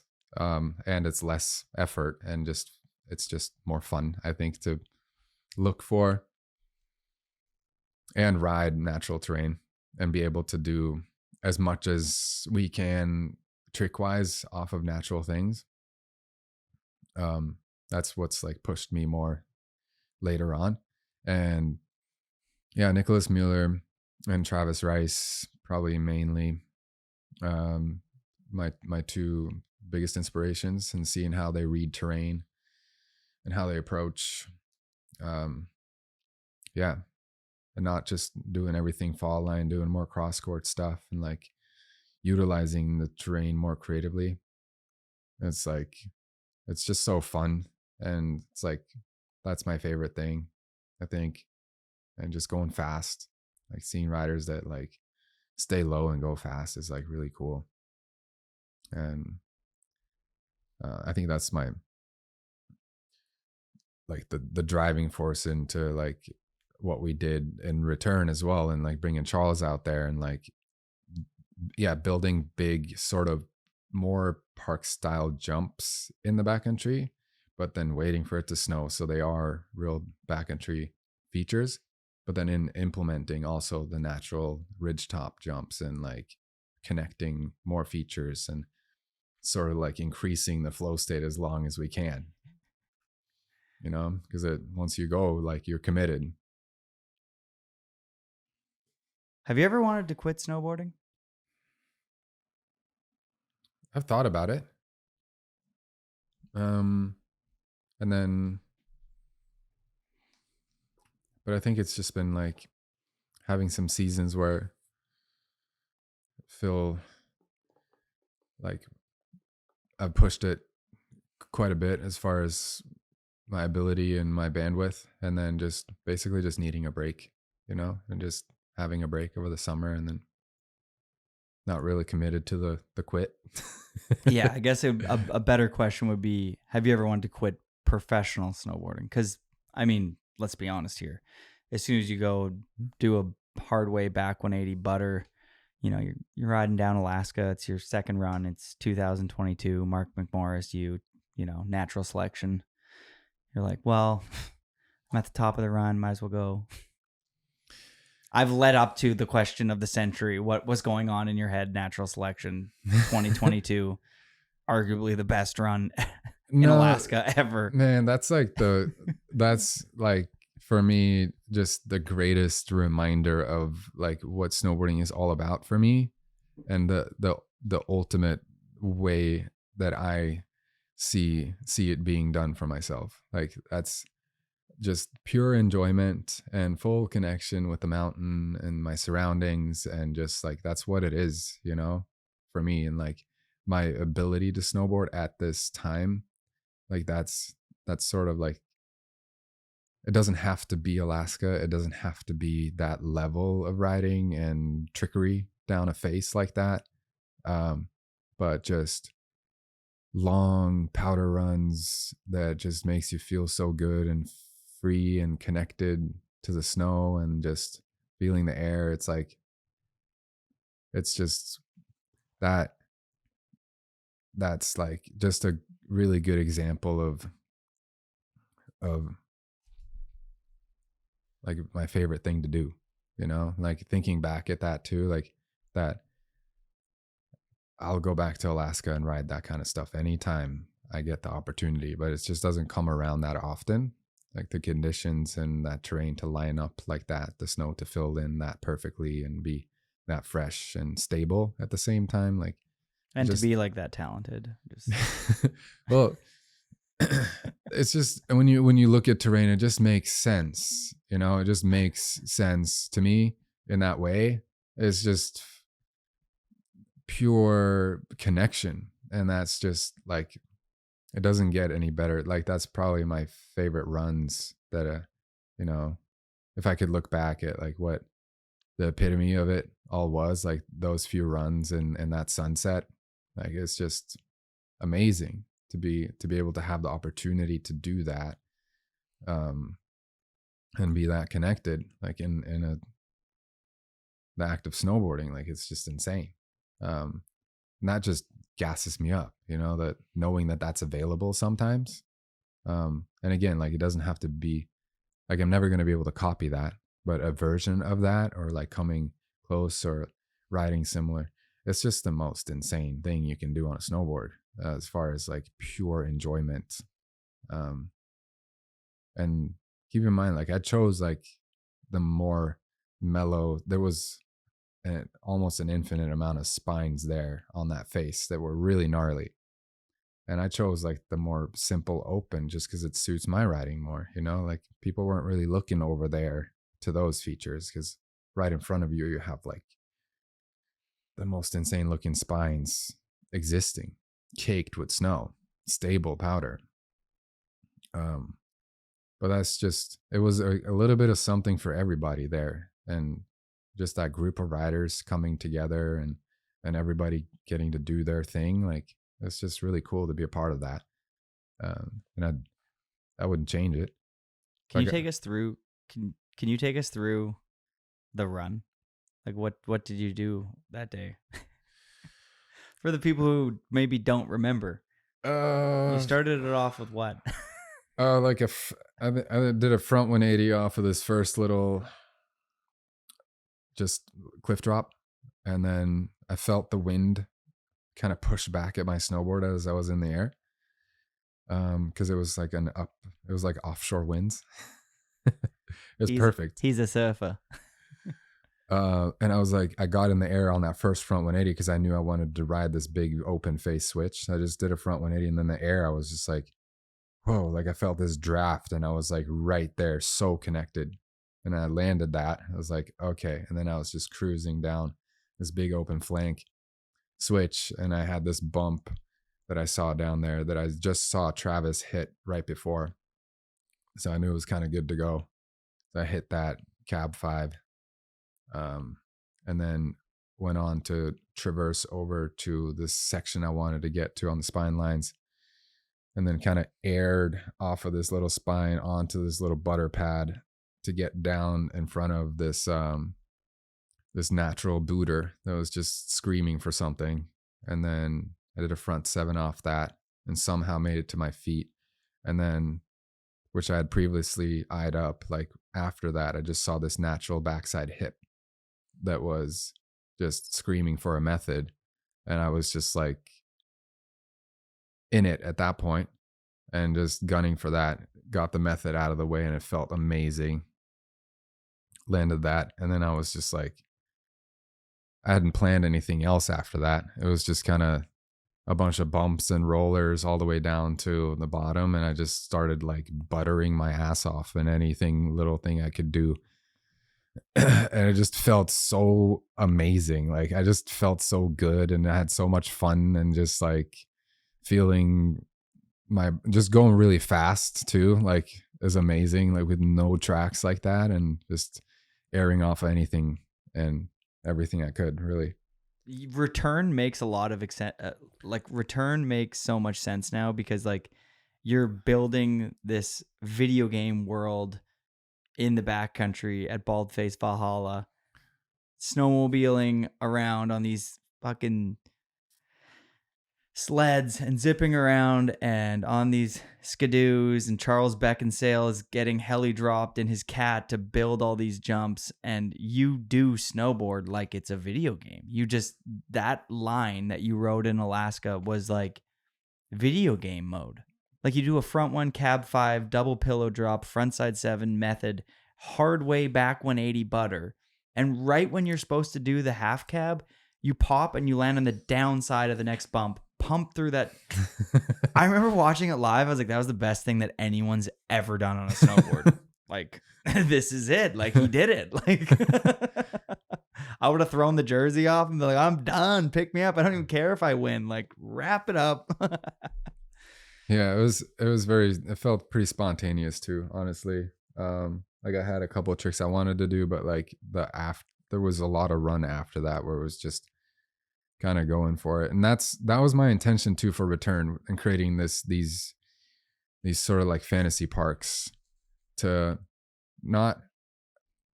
create enough features to have fun on and to open up sort of that creative flow for every rider to be able to just kind of play more by ear and see what comes when you have maybe one trick planned out and you actually get away with it after like airing off the top ridge, and then you have another feature after that too, and it's just like the ultimate in my mind of like what we can do on our snowboards, and at least opportunity wise that doesn't happen too often. So like the fact that I got to work with Charles, I got to work with Jeff Pensiero and the team at Baldface Valhalla, got to work with Hayden and Taylor, and we all got to do it and pull it off. Like it was really, really special. And I think it just, it was important for me to confirm that we were able to do that and just kind of see the vision through, and share it, because it doesn't need to be like, that's why we start in Japan too. And we start on foot, and we're not even snowmobiling. Like we start very simple, and you can access this stuff and it doesn't have to cost a lot of money. Then you get onto the, 850 turbos. And that's the other side of snowboarding, that's one other side of snowboarding. Then your legs are exhausted from Japan, and you come back and you jump on the 850 expert skidoo and rip up some lines in Valhalla, and you're like, this is fun too. Yeah.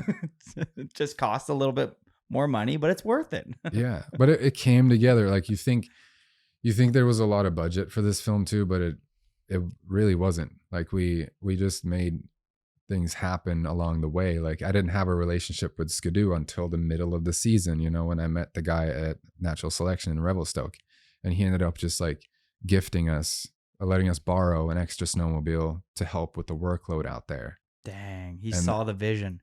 Shout out to Luke and Skidoo for that play. Shout out to Luke. And Charles's relationship with Prenoth, the Snowcat company.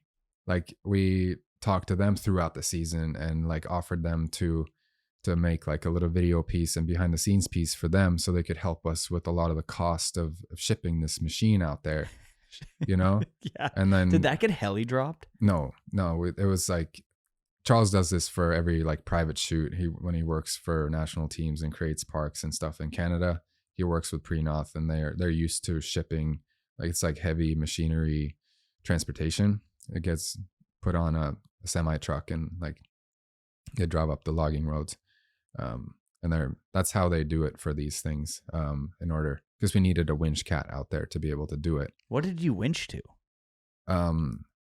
To Mac. Mac was our like helping hand, and he's one of the road builders at Valhalla. And Wait, you gave a winch cable to a guy and so you're like, no, hold on to this thing. he's super strong human being. So he just held on to the winch, and then Charles was pushing snow the whole time. So he's in his road builder cat, and they would build a road and like cut a road through the snow like above where we wanted the features, and then anchor his cat there, and then would hook up the bison to that as an anchor, and then from there Charles could start farming snow for these, not just jumps but the landings too. And so like there weren't supposed to be features there, but we just made them happen, and they'll never exist again in the same spot. That was insane. When you see this film, you'll obviously have a better idea of just the work that went into this and the vision, and to bring this to life is insane. Pretty cool that like you have the ability to come up with a vision like this, and then for it to come to reality, and then for it to work. Like it's one thing to come up with a great idea and then to be like, we're going to build a triple line in the backcountry and wait for all the snow to come down, and oh my God, if it doesn't snow and if the speed doesn't work and stuff, like there was a lot of variables there. Yeah. Yeah. Like you're not shooting a guarantee with this project. You're like, so we're going to need a lot of money, everybody, and we'll make you these videos at the end of the year if everything works, but there's a chance that things won't work, but please come on board. Pretty and much. then the people that believed in it, it's like now you get to watch this film and you're like, damn. Yeah. Yeah. Super grateful to everybody that helped out with that, and especially my wife too, like being able to, she produced the whole thing and was following up with all of our sponsors throughout the season, making sure, you know, everybody gets what we promised them, and organizing all the logistics, organizing the crew, the filmers, you know, making sure that the riders have a place to stay. We got places booked, like all this stuff. And even in the post-production stage, like she was working like 6 jobs at the same time. What a legend.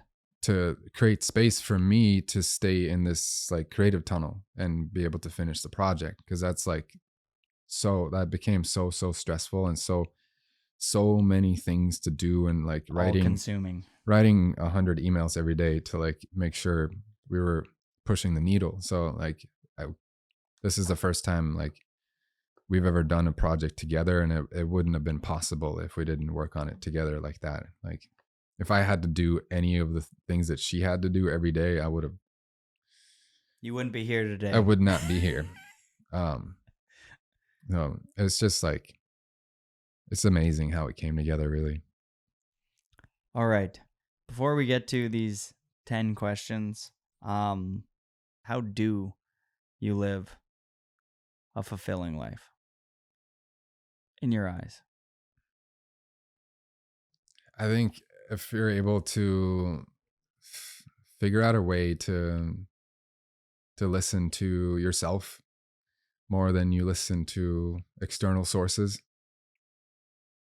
that is a great place to start, because that if you're present with that and present for yourself and figuring out like because there's a lot of noise out there, if you're able to just listen to what is it that is best for you, and speaking from my perspective, what is the best environment I can create for myself, in order to do what I want to do and what makes me happy, and contribute in the best way I can with what I love to do.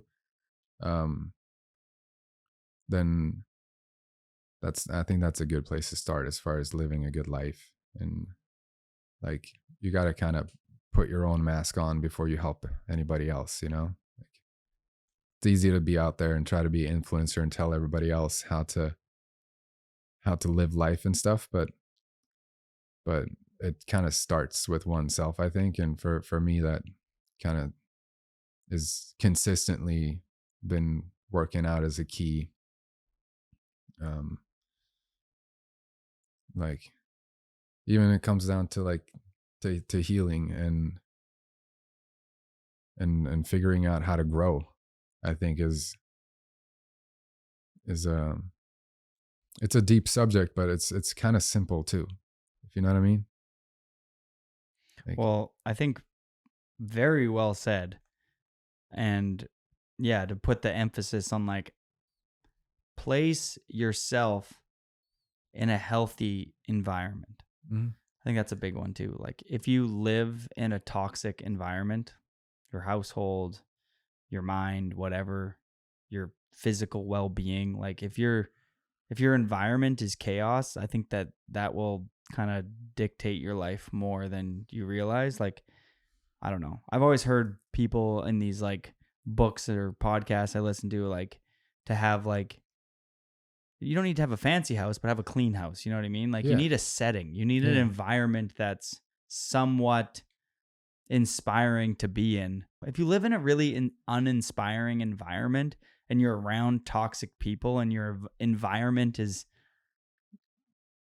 not beneficial to you moving forward, like, maybe remove yourself from that environment. You know, if Yeah. you don't want to get stoned and you don't want to play video games every day, like, maybe don't hang out with your friends that get stoned and play video games every day. Yeah. Yeah. Because I think there's, like I said, there's a lot of noise out there in the media, and there's people trying to tell you what to do. Listen to There's this- oneself was great. That was a 10 out of 10 answer. Yeah. But not in like, it doesn't have to be in a selfish way, but if you take care of your own inner environment first, I think you're just better suited to like be, you know, just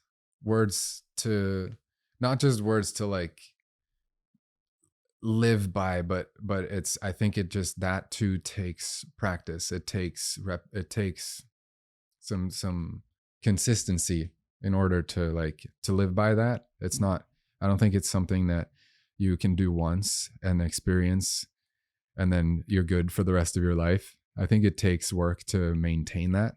And then figuring out like what practices is helping me like cultivate that ability to listen to my own intuition. Once you're open to that and you're committed to that, I think things start to come to you as far as like ways to maintain it.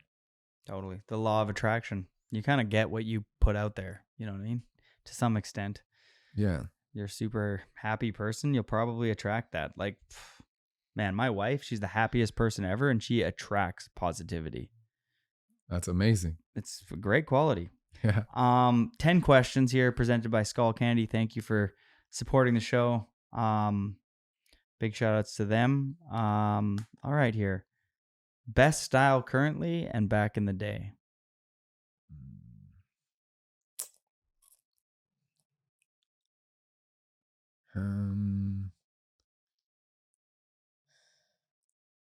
I think starting with back in the day, there was, like I mentioned before, there was a lot of influences, and I sort of adopted like a combination of a lot of them, I think. But I think the one that probably stood out the most ended up being Travis Parker, just because he like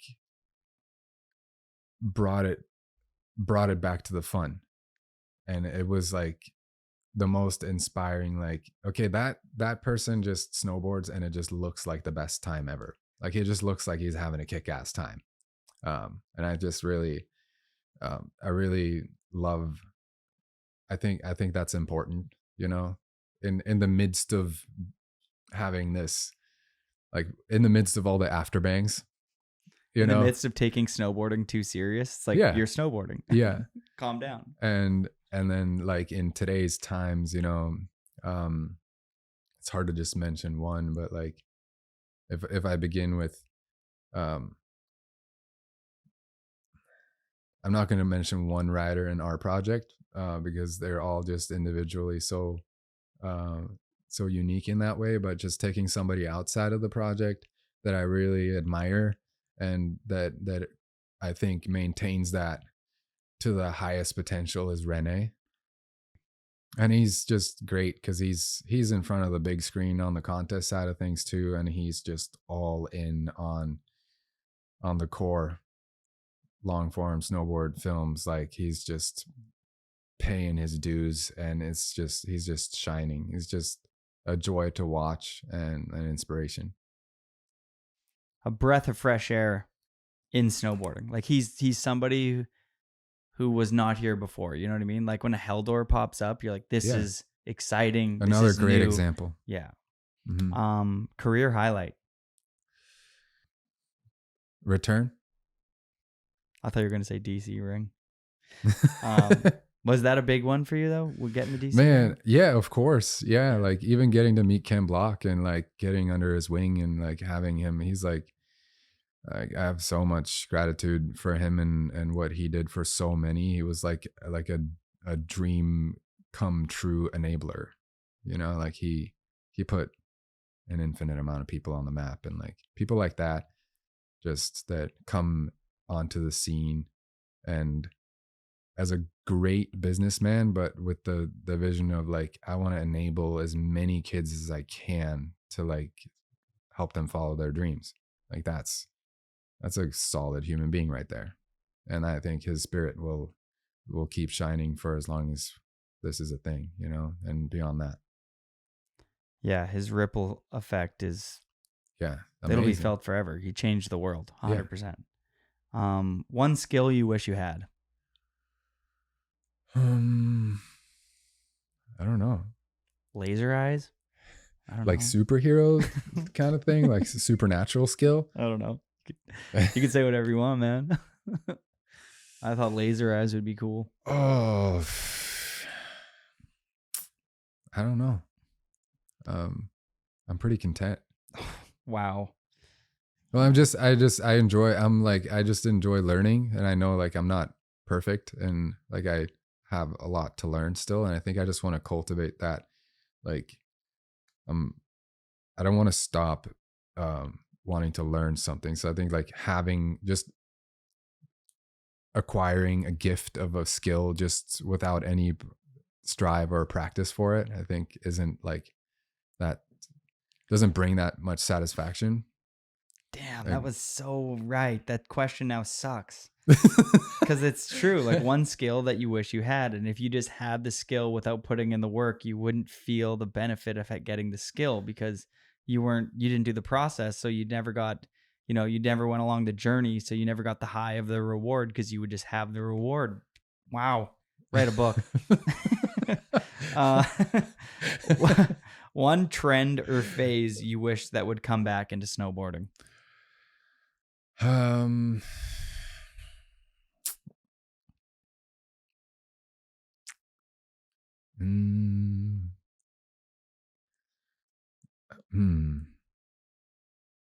don't know. See, this is where I'm like,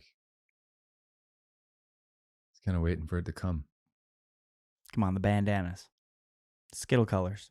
I guess Skittle colors. Do you remember the bandanas that was like you tied it to your pants and you like let it hang like? Oh, like the Nate Bozung early forum era. Yeah.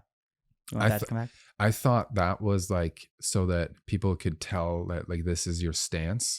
So you have it on the back, on like whichever, if you're regular, you'd have it on the right hip, and then people would tell, oh no, he's riding switch now. I feel like that's how it started. Maybe like X Games, some people that didn't take it that serious. Jeremy Jones, he's gonna let it like flow out of his back pocket. You just had the flare, like shit just dangling off, and like the high backpack, and the air blaster freaking leg bag, the leash, just accessories out the hoo-ha, Yeah, we're going just accessories. extra flare, just things dangling. I saw like Who's the homie up at Whistler now with the Nintendo controller like dangling off of his pants? I don't know. I didn't see that one. That was like Crapnito. I think most of the Crapnito boys Mikey had HK. HK. I think it was HK. Yeah. Yeah. Shout out. All right. Most underrated.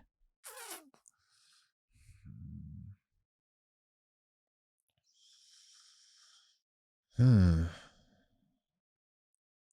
me some leeway here. Whistler.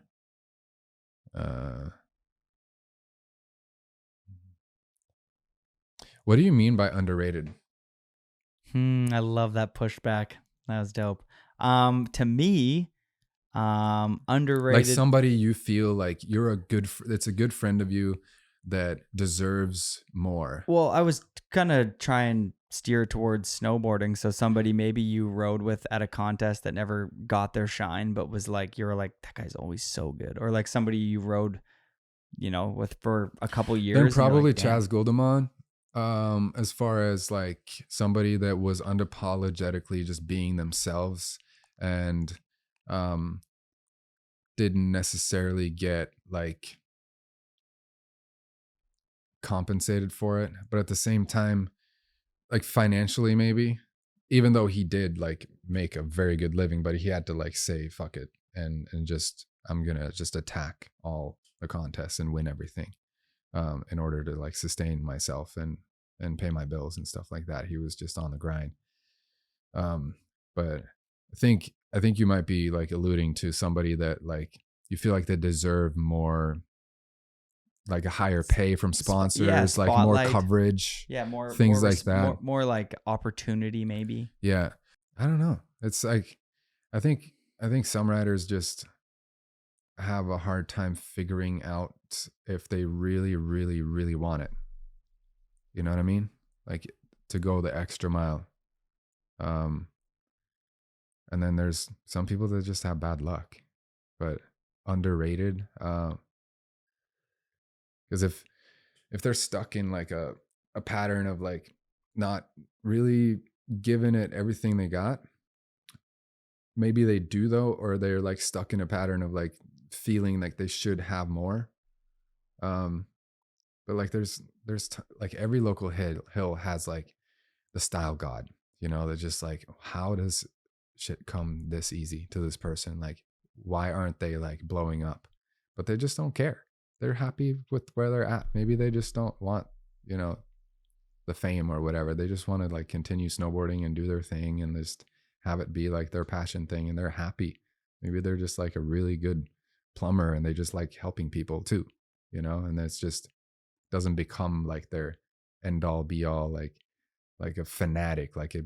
I became like a super fanatic of snowboarding, and just that was my path, but anyways, I love that. I really, like these are great. Really long answer, maybe unnecessary. No, very well. Great answer. What keeps you up at night? Thinking about snowboard edits. Hell yeah. Not having finished a movie that has a deadline coming up. Dream spot for a house.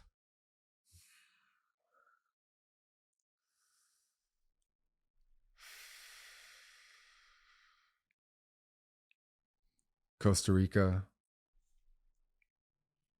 Somewhere, couple acres, somewhere on a hilltop with some nice, like hearing the ocean, being close enough to hear it, but up on a hill, like with a nice garden, self-sustained, like growing our own food and just flowing with it. One area of your life you would like to work on?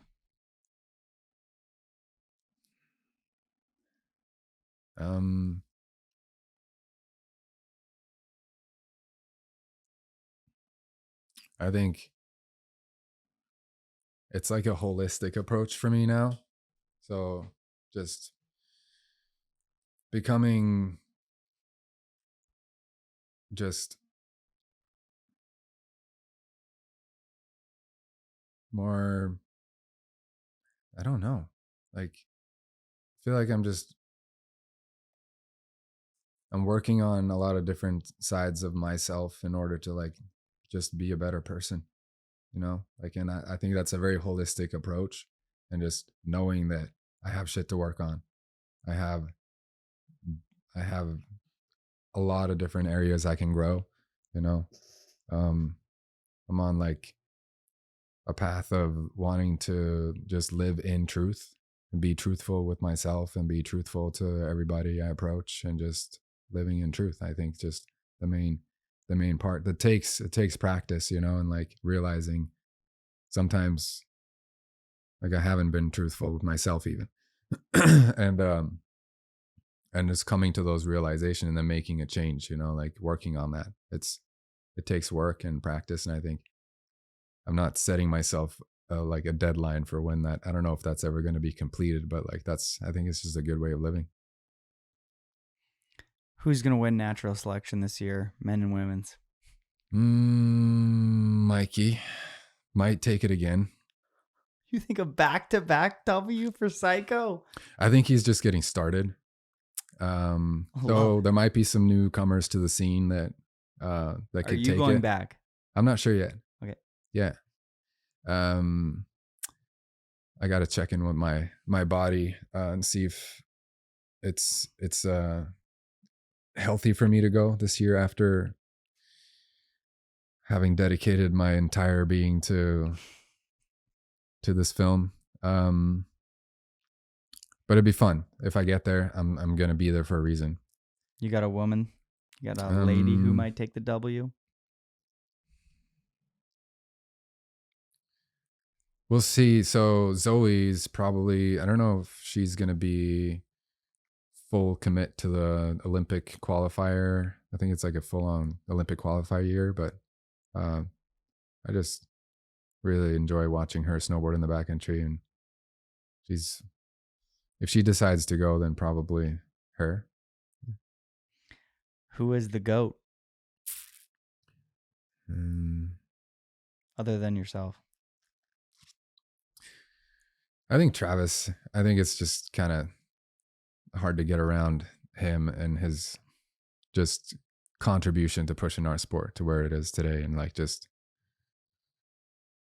yeah, Travis Rice. Hell yeah. Torstein, thank you for coming on the show. Thank you, Jody. I've been a huge fan since I met you at Camp of Champions many years ago.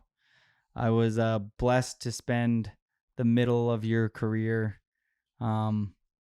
together, ripping around, doing some cool things. And then I haven't seen you much over the last couple of years. Natural selection has made us hang out a couple times, which is awesome. And I'm grateful for that time.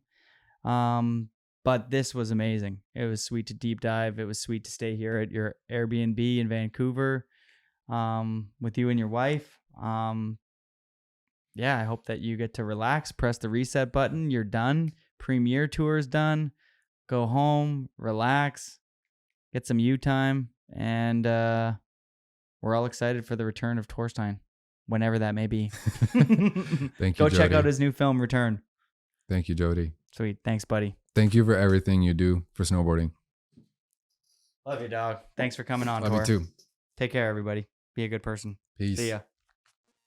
3, 2. Oh my God. Yo, what's up? Hello, ladies and gentlemen. Welcome back to the program. The Airtime Podcast is presented by Van Shoes since 1966. There's nothing fake about it. Have something to believe in and be yourself. You know what I'm saying?